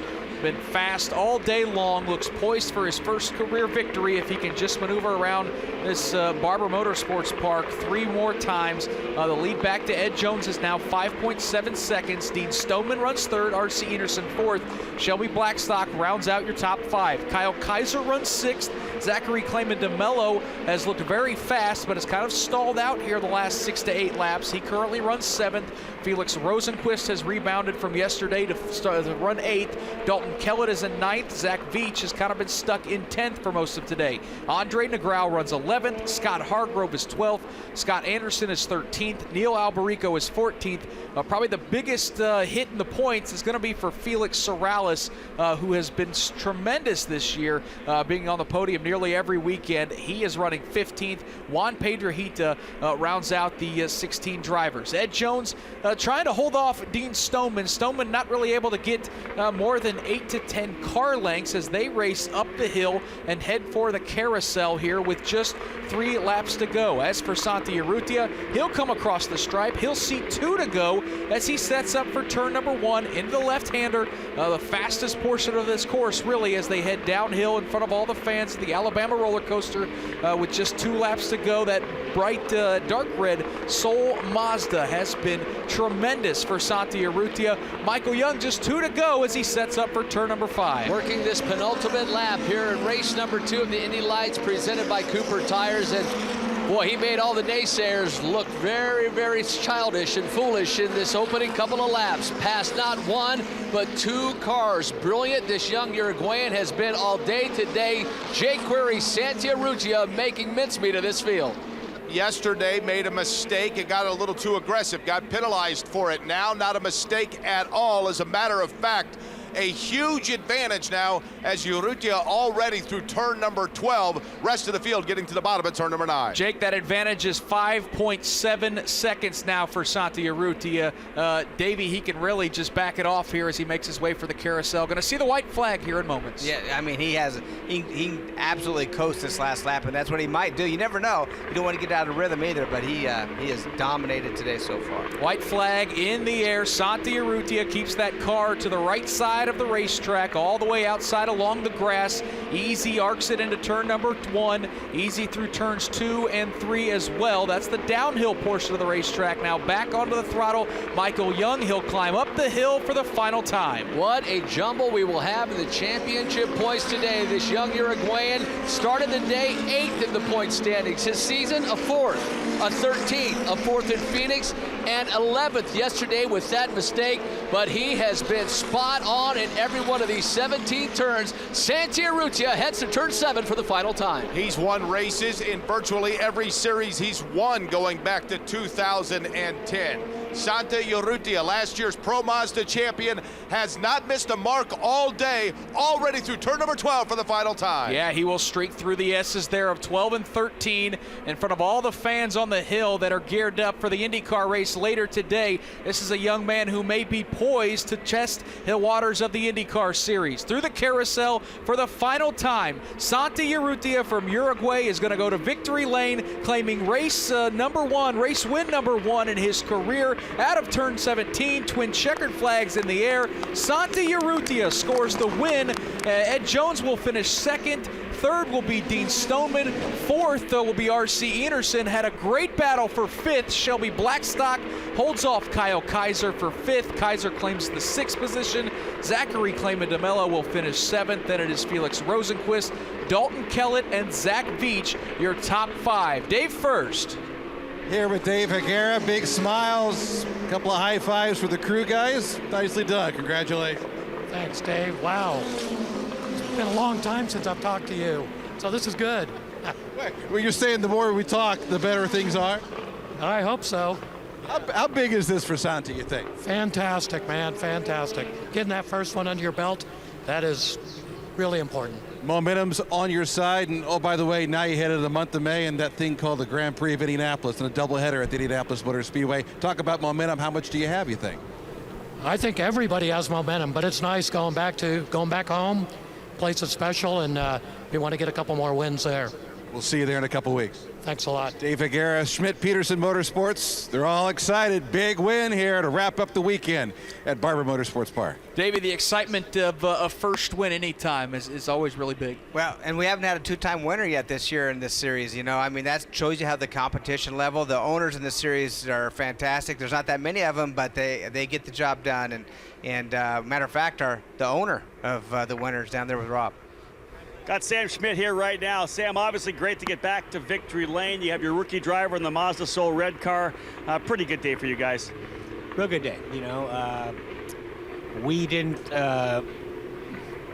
We lost. We lost St. Pete in Phoenix on our own demise. So it's good to rebound here and have Santi do this. Yeah, obviously made some great moves out there. He's about the only guy out there that could pass. So extremely talented, mature 19-year-old, and he's going to go all the way for sure. You know what happens when a kid wins his first race, too. This could open the floodgates for Santi Urrutia.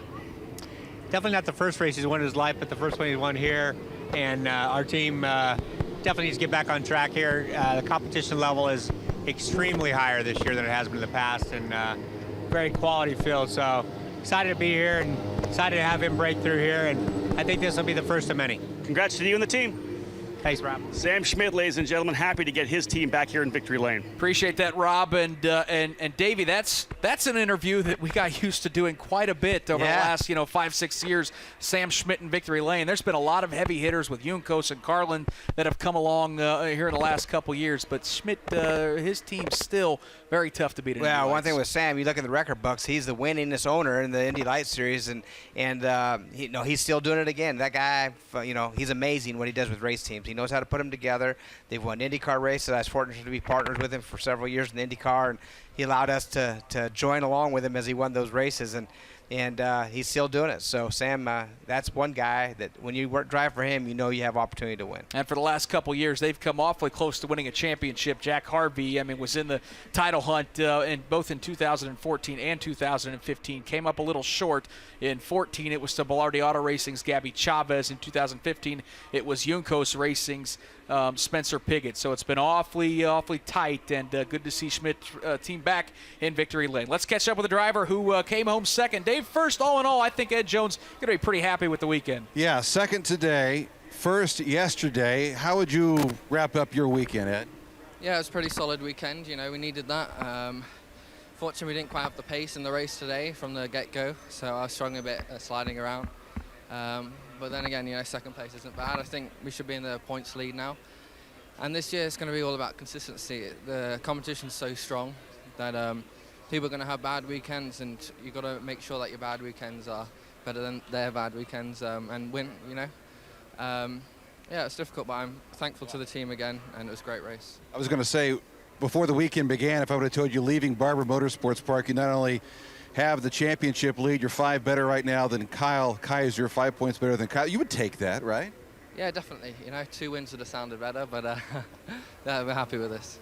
We'll see you at Indianapolis in a couple of weeks. Thank you. Ed Jones, second here this afternoon at Barber Motorsports Park. So nice of him to bring up that points battle, because as we take a look at that, Ed Jones now with 5 races in the books for the Indy Lights Series has that 5-point advantage over Kyle Kaiser. Third is Felix Sorrellis, who took the big hit He's down 2 spots, 13th back. And Davey, Santi Urrutia, big mover up to 4 spots into 4th. Big mover up to 4. That's what wins do for you, right? And early in the season. And he's only 18 points out of this championship lead. So right now, these top 8 from 1st to 8th is only 35 points apart. So super tight field. That goes to show what happens when you don't have repeat winners. And all these teams are so close. So it's going to be an exciting championship. As I mentioned, Urrutia up to 4th in the points. R.C. Enerson is now 5th in points. 6th is the number 5 of Zach Veach. Felix Rosenquist, his teammate, is 7th. The driver who moved up 1 spot, now 8th in points, is Dean Stoneman. He's standing by with Dave first. Yeah, what a difference 24 hours makes, right, Dean? Congratulations on the podium here at Barber. Yeah, it's been great. The team did a great job, Andretti done a great job, and thanks to my sponsors, Stelrec. But yeah, it's been a challenging weekend. Qualifying went well. We were starting second on the grid for both races, which was a great achievement after the qualifying we've had pre-season. But yeah, it's been a great weekend, but a shame yesterday's race that the car decided to stop on the warm-up lap, and there was nothing I could do, but it was a great shame. But the team worked hard in the pit lane to see if they could resolve the issue. But unfortunately, we couldn't get back on track to resolve the issue. But yeah, it was a good weekend, finishing 3rd.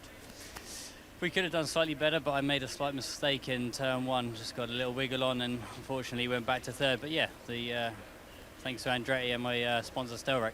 Dean Stoneman comes home 3rd. Best this season for Dean. To victory lane, Rob Howden. Dave, first, thank you so much. Standing here with Santi Urrutia, what a day for you. Your first win in Indy Lights, coming off a fantastic year in Pro Mazda. Give you the emotion of winning that first race. Yeah, very happy. What the team gave me a great car this weekend. We just made the qualifying, and yesterday they did a mistake. I was trying to pass Rosenquist early on the race because then it's difficult to pass. But yeah, today I just started. Donovan Steen did a mistake on the start. Then I passed Sean. It was very close, that pass. Let's talk about that pass. That was a hardcore move into turn number 5. You locked it up a little bit. That must have been fun. Yeah, but I mean, it's the way in this category, you know, it's hard to pass. Many times you need to take some risk. Yesterday I take a race, but it was too much and I crashed. And today I take the race, but it was good. So I'm happy for me because I get a good feeling with the car and everything. Happy for my first win in Indy Lights, and happy for the team too, because we only did the 1 podium to here, and now we take the victory. So I'm happy. Yeah. A good learning experience for you of this first couple of races. Obviously tough. I know you wanted to get a little more success, but still great racing, great to learn. And of course, now we go to Indianapolis. Do you feel you've taken a lot in as yourself as a driver? Yeah, I mean, I need to put a lot of things together. On the last weekend, I didn't put like all together. So I always miss or qualifying or something on the race. Last race on the oval, I take the safety car on the start, which I lost the podium because of that. But anyway, yeah, I'm learning race by race. I feel that I'm getting better and better and better with the car and the team with me also. So I think if we continue to this way and we fix that thing we have to change, I think we can be competitive all the weekends. Santi, congratulations. Thank you very much. Santi Urrutia, ladies and gentlemen, your winner here today, the 5th winner in 5 races to start off this year's Indy Lights season. Appreciate that, Rob Howden. Great work by you and Dave first there on pit lane. Great work by Jake Query and Michael Young out of the racetrack. And David, to put a bow on this thing, that's a scary thought to hear Santi Urrutia say, hey, I'm learning, I'm getting better. Yeah, right. I know you got to take a risk, and yesterday was too much. Today, those risks paid off. Well, I think he even said, he learned from that. He said he learned the capabilities of the car, basically, and what he could do in that car. And now that he's comfortable, watch out, because, like I say, with that team that he's with, they're used to winning a lot of races with whatever drivers. They put so many drivers into victory lane, and now he's one of the guys. He's in the cockpit and getting the fruits from all the labor. Great job this weekend. We'll gear up for IndyCar here in a little bit. Davey Hamilton and here in the booth. Great job again by Rob Howden and Dave First on pit lane. Great job by Jake Query and Michael Young out on the course. As for Indy Lights, up next, they'll go to the Indianapolis Motor Speedway. May 12th through the 14th is round 6 and 7 on the 2.4-mile road course there at the Indianapolis Motor Speedway. Then May 27th, it is the Freedom 100. Coming up next on IndyCar Radio, it is the Verizon IndyCar Series, the Honda Grand Prix of Alabama. Live coverage starts at 3 o'clock Eastern, local time, 2 o'clock here in Birmingham, Alabama. Again, congratulations to Santiago Urrutia, who picks up career win number 1 in the Legacy Indy Lights 100. This has been the Advanced Auto Parts IndyCar Radio Network. This is is the Verizon IndyCar Series on the Advance Auto Parts IndyCar Radio Network. A.J. Foyt down the main straightaway. The checkered flag is out. A.J.'s hand in the air. He is the winner. A.J. Foyt at Indianapolis has won his fourth 500-mile race. A.J. Foyt, our winner. The flag will fly now for Tom Sneva and then for Al Unser. We will be talking with all of these drivers in just a moment. Lou Palmer is in victory lane as A.J. Foyt takes now his victory lap around the 2.5 miles of Indianapolis. A record-breaking end to a record-breaking month.